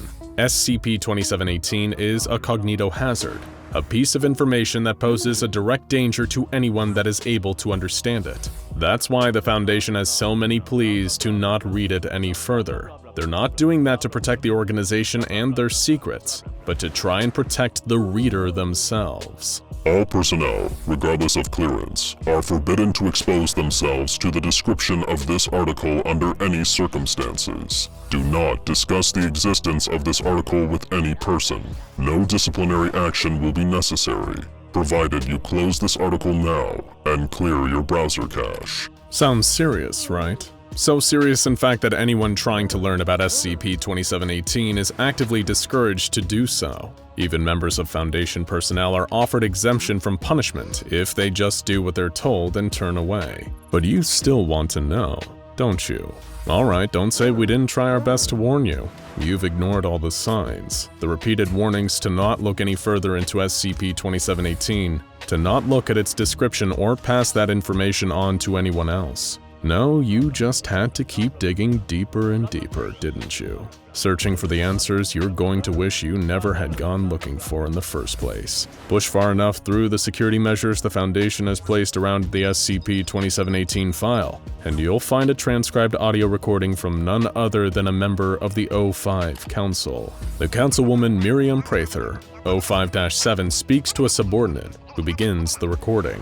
As it starts, she talks about how the various members of the O5 Council have used various anomalous means and sometimes other SCPs to artificially extend their lifespans. The Council is functionally immortal. Boring, right? Anyone who knows enough about the SCP Foundation already knows that functional immortality is what has kept the O5s in power for so many decades. But what you might not know is that there was one Council member who didn't. His name was Roger Sheldon. Despite being offered each of the 19 known methods of extending life that the other overseers have gladly used, Sheldon refused each and every one. Instead, he would often go on vacations away from the Foundation, without announcing his intention to do so. Both doing this and refusing to become immortal in some ways are actions that are now forbidden for any member of the O5 Council, presumably because of Roger. On one of his impromptu trips away, Roger Sheldon died from a stroke. Given that he didn't let anyone know where he was planning on going, he was sadly left to rot after his death. However, Roger possessed an important anomalous artifact in his possession at all times, meaning that the SCP Foundation was keen to recover his body and, by extension, this object. He also had knowledge of a unique keyword, a phrase referred to as a shibboleth, which the other overseers needed to extract from Sheldon. But how do you get information from a dead man? Well, you bring him back to life, of course. And we're not talking about the normal kind of resurrection the Foundation often indulges in, which is really just glorified cloning. This is the ripping of an actual soul back from the void, and placing it inside its body once more, so it can live again as it once did. Eventually, after 14 years of searching, Roger Sheldon's remains were exhumed and then returned to the Foundation. There, his personal belongings were recovered, including the mysterious artifact. Then, just as planned, they revived Roger in order to recover the shibboleth from his memory. The O5 Council had commissioned the creation of a brand new body for Roger, one that perfectly matched his old one in every conceivable detail. And it worked. What was odd was that the formerly deceased overseer, who had refused to extend his lifespan and live forever, seemed overjoyed to be brought back from the dead. The resurrection seemed to work exactly as intended, even better in fact, with Roger now firmly back among the living. He appeared to have a newfound interest in preserving human life and empathy for others that he'd never shown before. Sheldon was concerned about personnel safety and containment protocols in a way he hadn't been before his stroke. But this apparent compassion was underscored by something else: caution. Roger never went anywhere without an entourage of medical staff and bodyguards, almost frightened of how fragile life was. You might think there's nothing too alarming about this behavior, that maybe death had given Sheldon a new perspective, an appreciation for the delicate nature of human life. But it was more than that. It was an unprecedented fear, a phobia of allowing people, anyone, to die. Then came Roger Sheldon's most unpredictable course of action. Acting against all regulations and Foundation protocols, he secretly rushed into the containment chamber of SCP-106. This anomaly is a humanoid that secretes a black goop from its body, capable of dragging human beings into a pocket dimension that it controls and uses to torture its victims. Sheldon was trying to make some kind of bargain with SCP-106 when he was detained by Miriam Prather. When told to explain his actions, Roger Sheldon eventually gave them his horrifying testimony. The reason he'd been so afraid and so cautious after his resurrection. He knew what happened after death. Cast your mind back to the start of this video. All that talk about afterlives and what really happens to us after we die. Well, there is one answer to that question that doesn't often cross people's minds. In fact, everyone who ponders the question what happens after subconsciously tries to overlook it, because to even think it's possible presents a whole horde of horrors in itself. What could be such a terrifying thought that we all hope it simply isn't true? It's the simple, horrible possibility that has hardly occurred to anyone throughout human history, that the dead remain conscious after their bodies have shut down. They remain aware of everything that happens to them. They are able to feel themselves slowly decaying, bones and skin withering away, buried under the cold, wasting away into nothingness day after day. That is what SCP-2718 is. After suffering his stroke, Roger Sheldon explained how he could still feel everything happening to him. Skin blistered and split in the sunlight. Biting insects descended rapidly. I felt eggs hatch. Larvae crawl, gases build and burst within me. Individual cells rupturing, interstitial fluids souring and blackening. Somehow my capacity to experience and store these sensations grew. I was aware of every fingernail and strand of hair that pulled away in the wind. He went on describing every horror he'd experienced in lurid detail as his body broke down in real time, knowing that those same images and thoughts would never leave his head. Shocked by the revelation, Miriam and the other overseer rushed to hold a meeting of the rest of the O5 Council, wherein Roger once again described his posthumous experience. Hearing what happens after death drove every council member mad, each reacting with shock, stress, and anger. One of them tried to calm the rest down, while another motioned to treat death itself as a Keter-class SCP and neutralize it. The chaos was eventually quelled when O5-1 silenced the other O5s, activating Emergency Protocol 17 to gas the overseers with amnestics to wipe their memories of what they had learned. Only Roger and Dash-7 were able to escape the room before the bulkhead sealed and the gas was deployed. Roger believed that people had a right to know about SCP-2718. Agreeing with him, Miriam created a log of all she knew about what happens after death, then permanently locking it within the SCP database, protected from ever being deleted or having its description altered. However, on the orders of 05-1, Miriam was gunned down by Foundation personnel, leaving Roger to escape. Presumably, he returned to SCP-106, agreeing to be tortured forever in the creature's pocket dimension. To him, that was preferable to dying. So if you now know what SCP-2718 is, then why did we start this video with the phrase, "belief is the key"? Well, as we said earlier, this anomaly is a cognitohazard. It's a phenomenon that only occurs after you are exposed to a certain piece of information. That knowledge is what's being contained here, within the entry left by 05-7. You see, it's actually knowing what happens to you after death that makes SCP-2718 happen.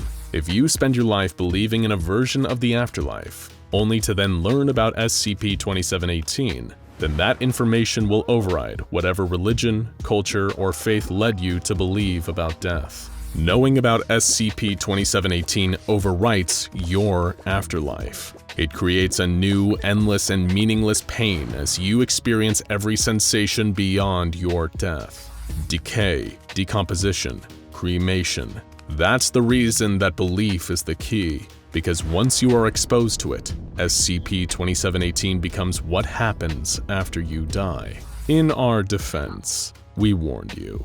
Cast your mind back to the height of the Cold War. The ever-accelerating nuclear arms race brought us closer than ever before to making the nightmare of nuclear Armageddon a terrifying reality.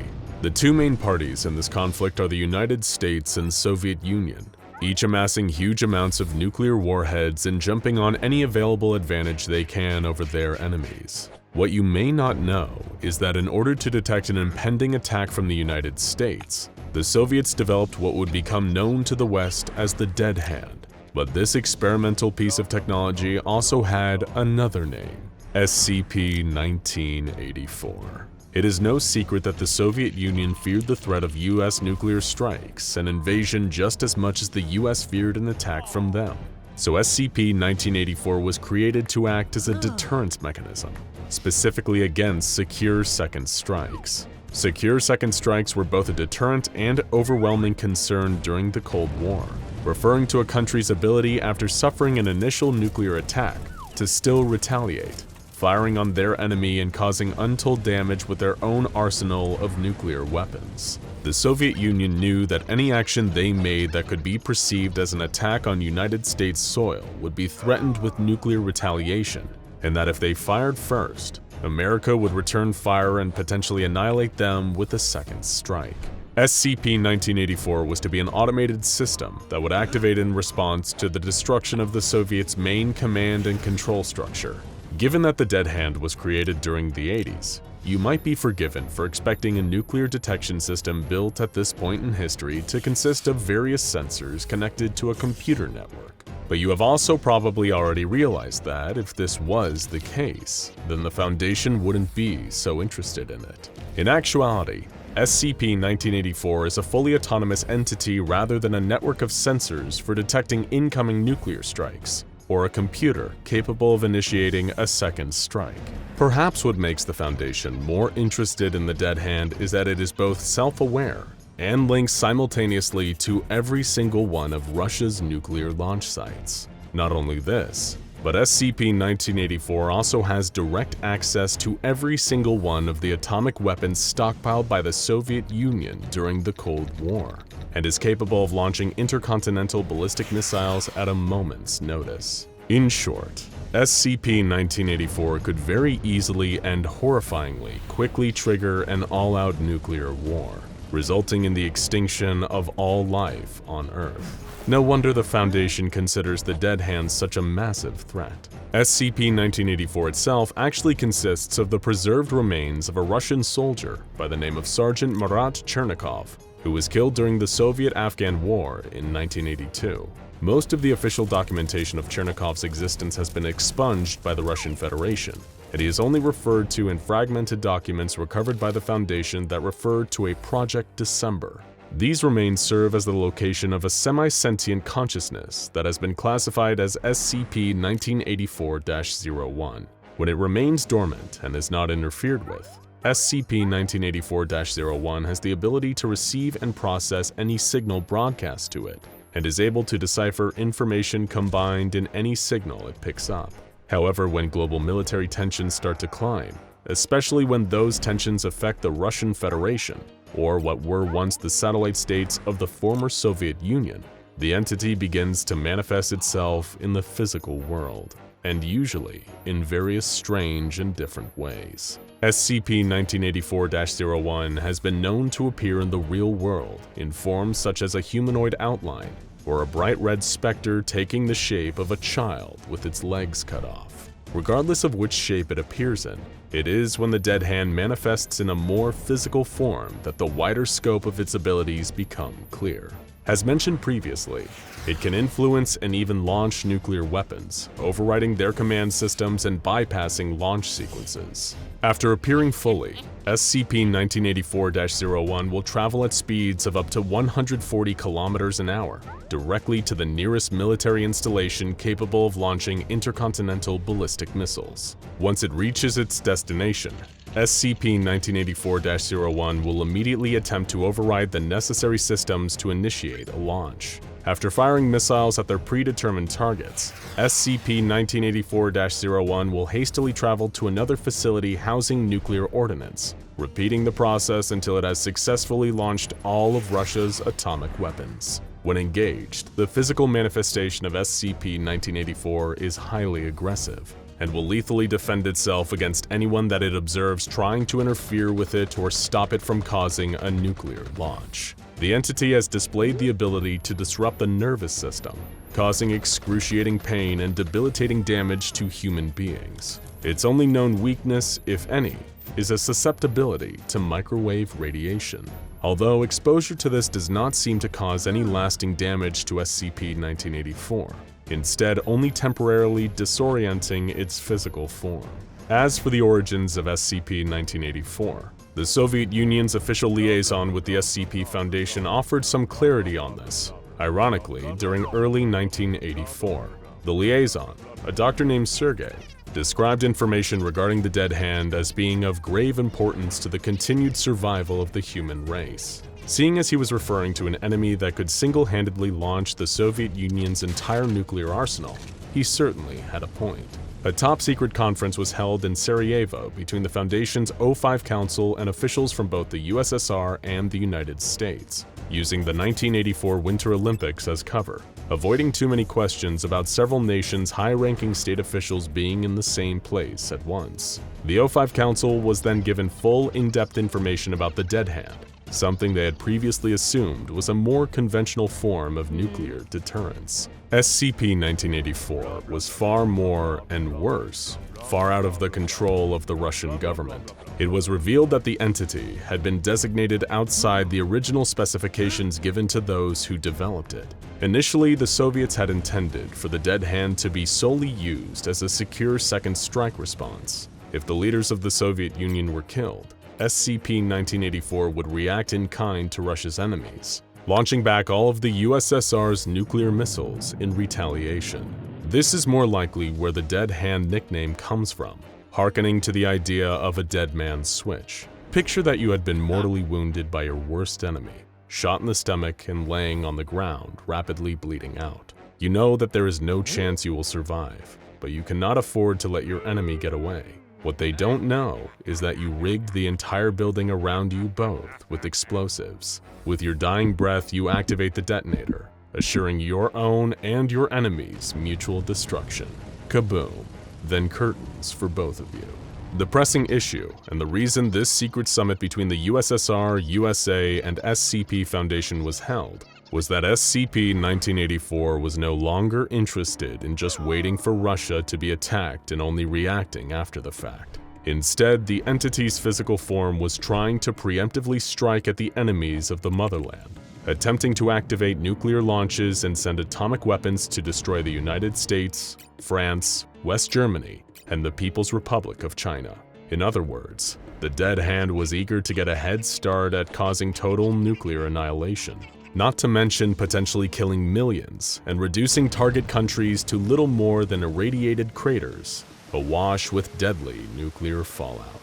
Both the Soviet Union and the United States begged the SCP Foundation to intervene and contain SCP-1984, and under the direction of the O5 Council, they stepped in to take direct control of the situation, establishing new containment procedures in the hopes of keeping SCP-1984 from hitting as many launch buttons as it could find. The embalmed remains that seemed to create the manifestations of the Dead Hand entity were held securely in an armed containment complex near Verkhoyansk, part of the Sakha Republic within the Russian Federation. SCP-1984 was placed within a standard humanoid containment cell, which was itself held within a Faraday cage, a type of enclosure constructed with or covered in conductive material designed to block electromagnetic fields. This was done to block any external broadcast signals from reaching SCP-1984, and thus causing it to manifest its other form if it learned of an impending attack on Russia, even a fictional one, perhaps as a part of a television broadcast. As part of the Dead Hand's containment, all signals broadcast near its cage are to be monitored, and only broadcasts featuring doctored information would reach the entity. Thankfully to the work of the SCP Foundation's Information Control Team, SCP-1984 is drip-fed a stream of carefully fabricated information. Using on-site equipment and facilities, a team of military historians, economists, actors, and Soviet media specialists, the Information Control Team have created an ongoing narrative wherein the Cold War never ended. Through falsified radio and television broadcasts made to look like era-appropriated news organizations, they managed to keep SCP-1984 convinced that the nuclear stalemate between the Soviet Union and United States is still ongoing. Unfortunately, sometimes information from the real world is able to bleed through.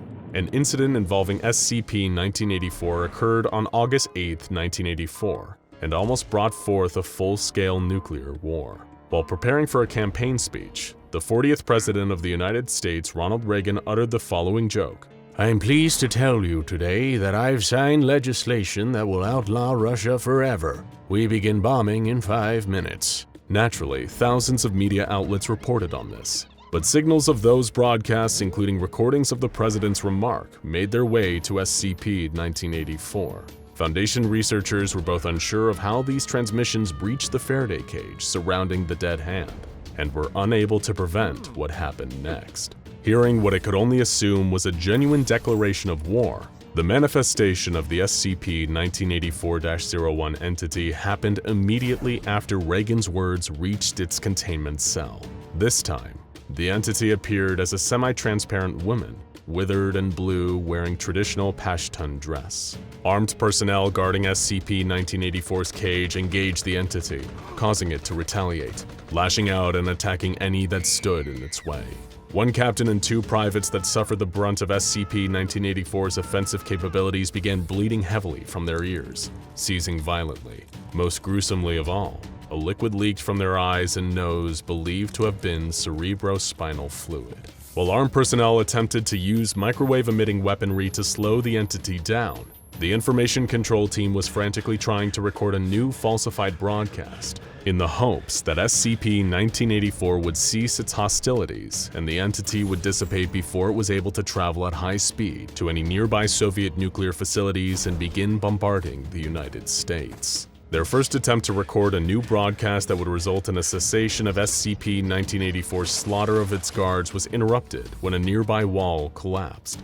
Desperate to recontain the creature, the Information Control Team tried to film the broadcast a second time and succeeded, although one of the actors portraying a newsreader suffered a stroke and had to be edited out to convince the Dead Hand of its supposed authenticity.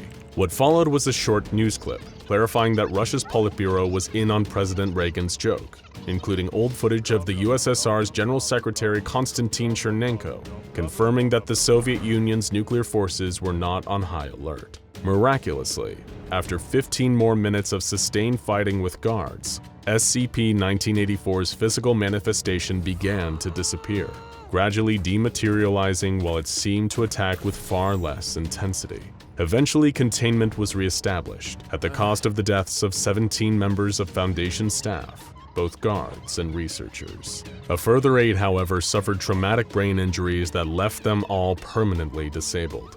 The one upside is that this incident remains the only time SCP-1984 has ever breached its containment and caused harm to others.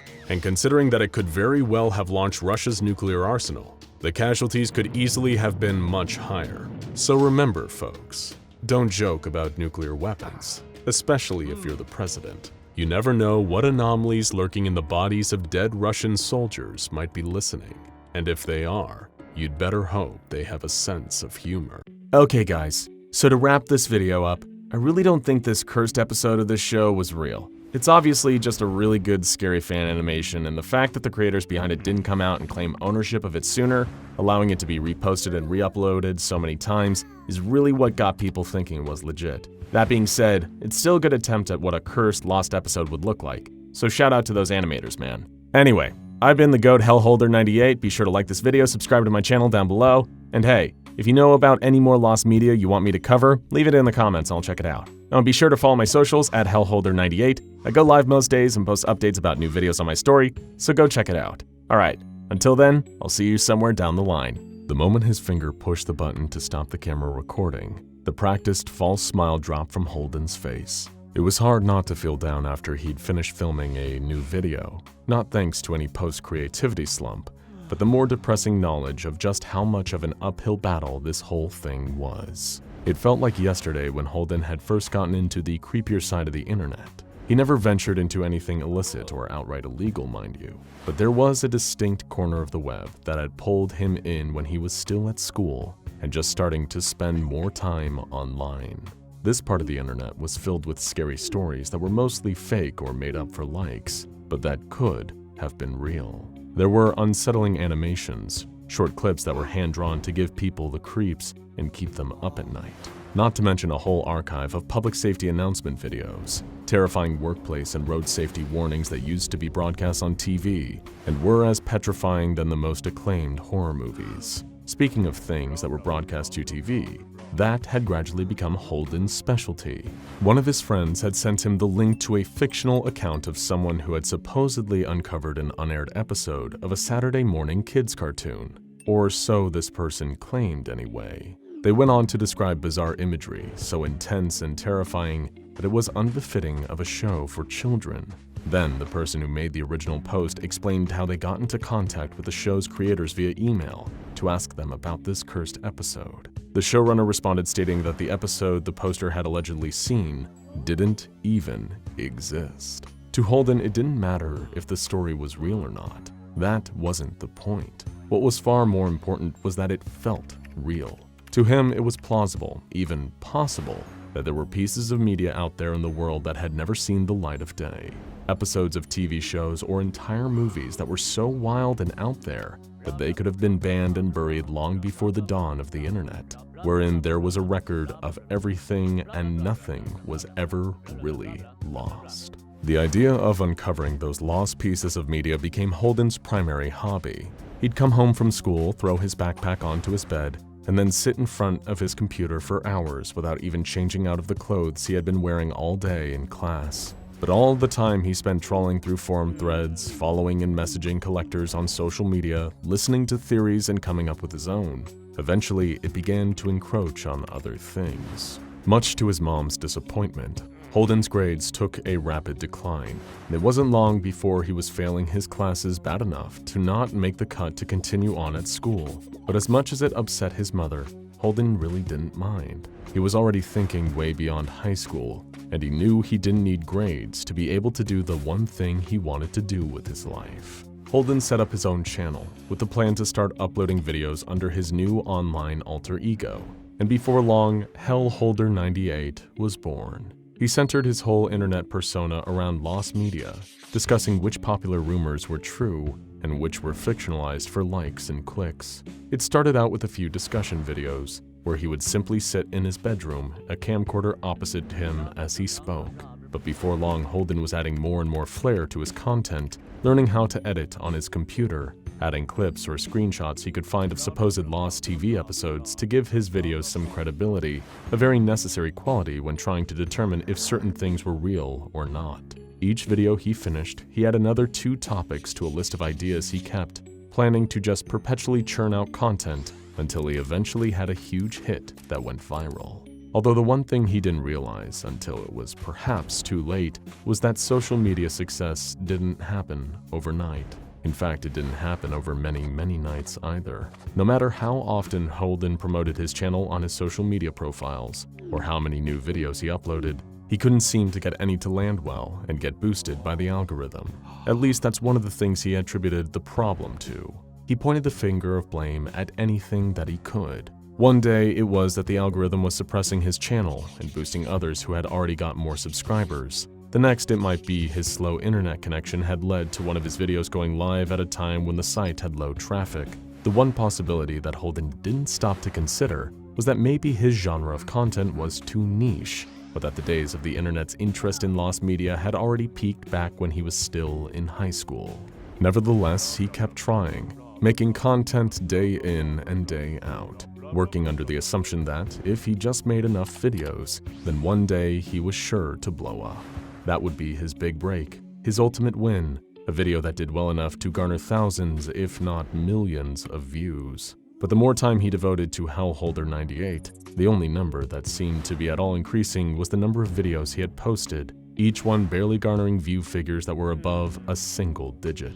To make matters worse, getting help with growing his online brand was next to impossible. Every now and then he would post on forums asking for advice, or if anyone wanted to collaborate so he could gain some exposure from creators with bigger followings. Those posts were often met with a slew of apathetic, snide responses, or comments telling Holden to just, quote, make better content, as if that was solid, specific advice. On top of that, his mom had outright refused to support her son's chosen career path, citing his failure at school as the main reason. Speaking of, any friends Holden previously had at school had all moved away in the years since, going off to pursue college and other higher education.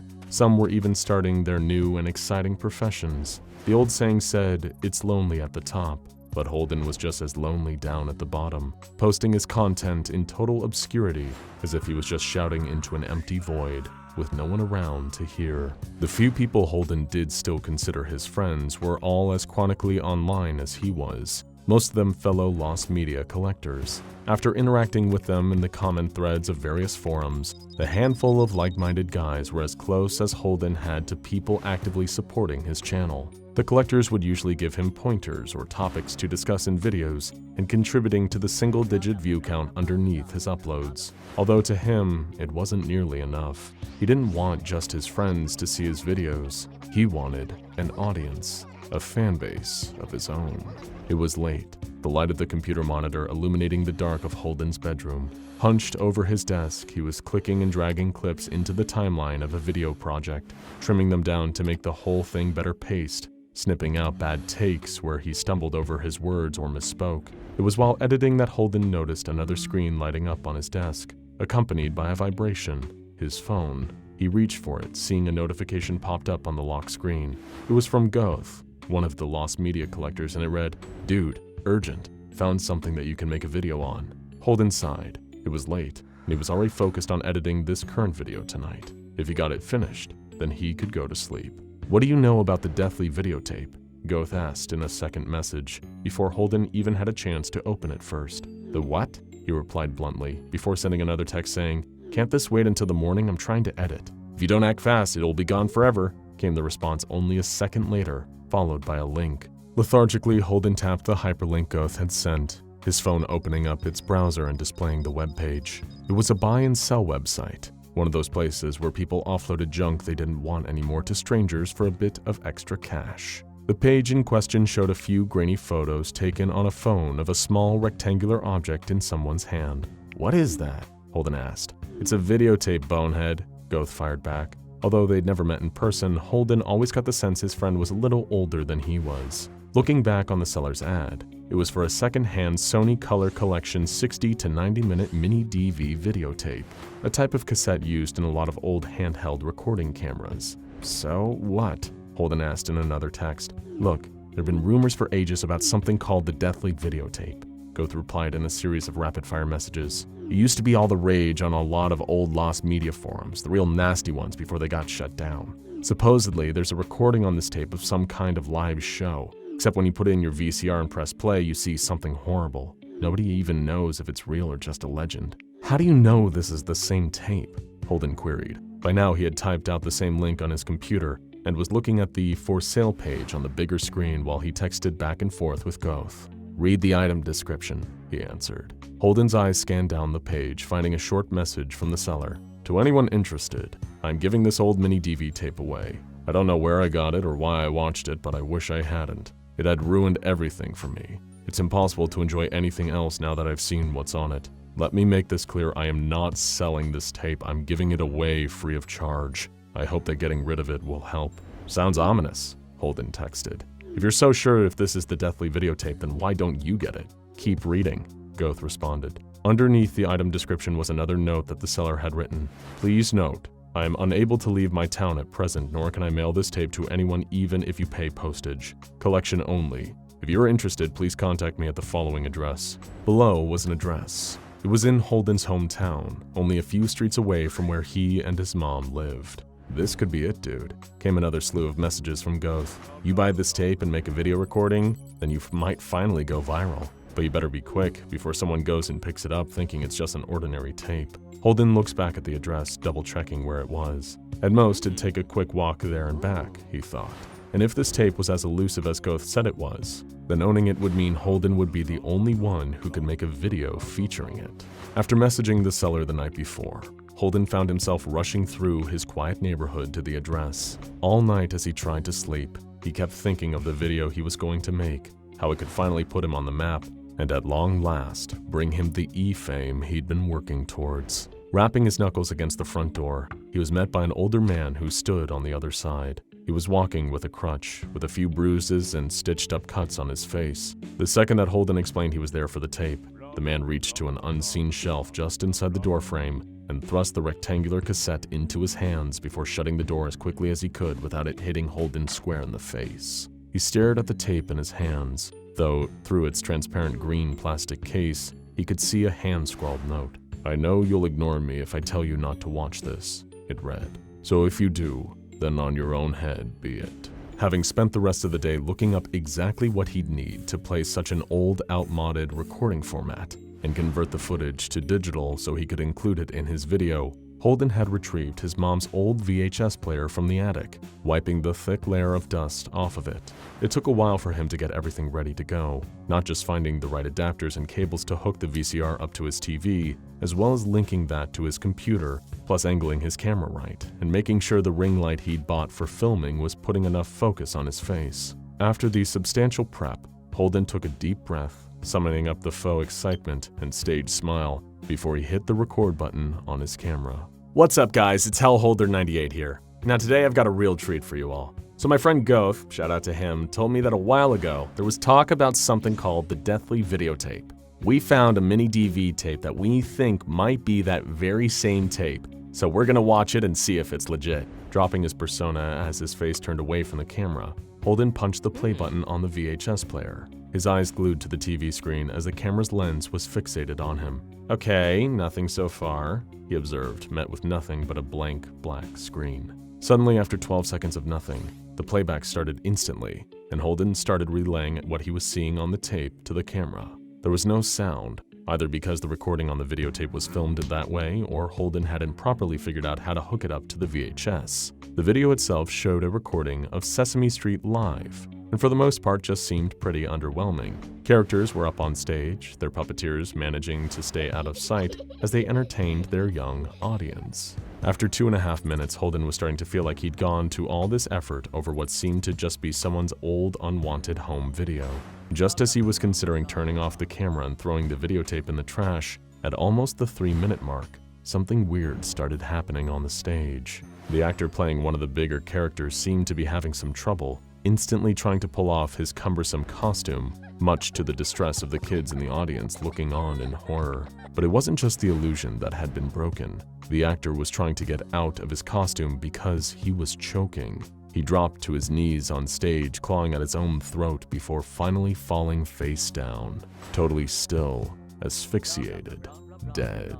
Over the next almost 20 seconds, the same thing started happening to another 3 of the characters on stage, all of them violently choking while the children in the audience screamed and cried silently on the inaudible tape. Then, at 3.5 minutes, the video cut out. Holden was unsure how to react, at first a little creeped out, only to be somewhat bemused. He played it down for the camera, remarking that the video seemed tame compared to some of the more graphic fake content he'd seen. But the whole time, even after wrapping recording, sitting awake all night to edit his reaction video, blurring out the parts that would break the terms of service, he had no idea what he'd seen was actually real or not. Finishing the final edit just as the sun was coming up, Holden hit upload and crawled into bed while his video was uploaded. The buzz of a text message from Goth awoke him. "Dude, I told you this video was going to make it big." Without even replying, Holden booted up his computer and opened the page for his newly uploaded video. The view count was already in the thousands and climbing, comments pouring in underneath, mostly from people debating whether or not the contents of the tape had been faked. Holden punched the air in excitement. He'd finally done it. But as the video kept playing, he heard a retching sound coming from the computer's speakers. He turned to look back at his earlier self, filmed only the night before. Except what he was seeing play out on screen now wasn't what he remembered happening last night. It couldn't have, because the Holden in that video was choking. That wasn't possible. He was alive and watching his own video right now. But somehow the footage was shown him dying, his airway blocked, face turning red, then blue as tears streamed down his cheeks. In the video, Hellholder 98 fell down, dead from asphyxiation, and watching it made Holden feel sick. To make matters worse, none of the comments under the video seemed to have witnessed the same ending. Holden even texted Goth to ask if the same thing had happened, but he described the ending exactly as Holden remembered filming it. But afterwards, it didn't stop happening. Everything he watched ended the same. Every clip online, every TV show, every movie. Holden couldn't even read a book without some characters, fictional or otherwise, keeling over and choking to death, just like the characters on the tape.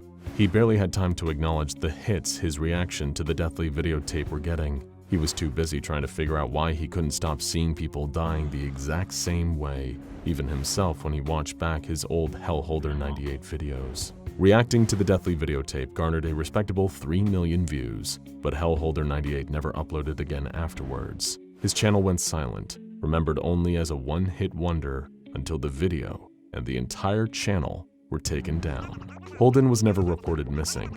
The Foundation made sure of that when they came by to collect SCP-583 and place the videotape into containment. Now, if you're still in the mood for some lost media that you might not want to watch alone, then you should go and check out SCP-1733's season opener. Or if you like your TV game shows to be a little too real and a lot deadlier, why not grab the remote and hit play on SCP-024, The Announcer.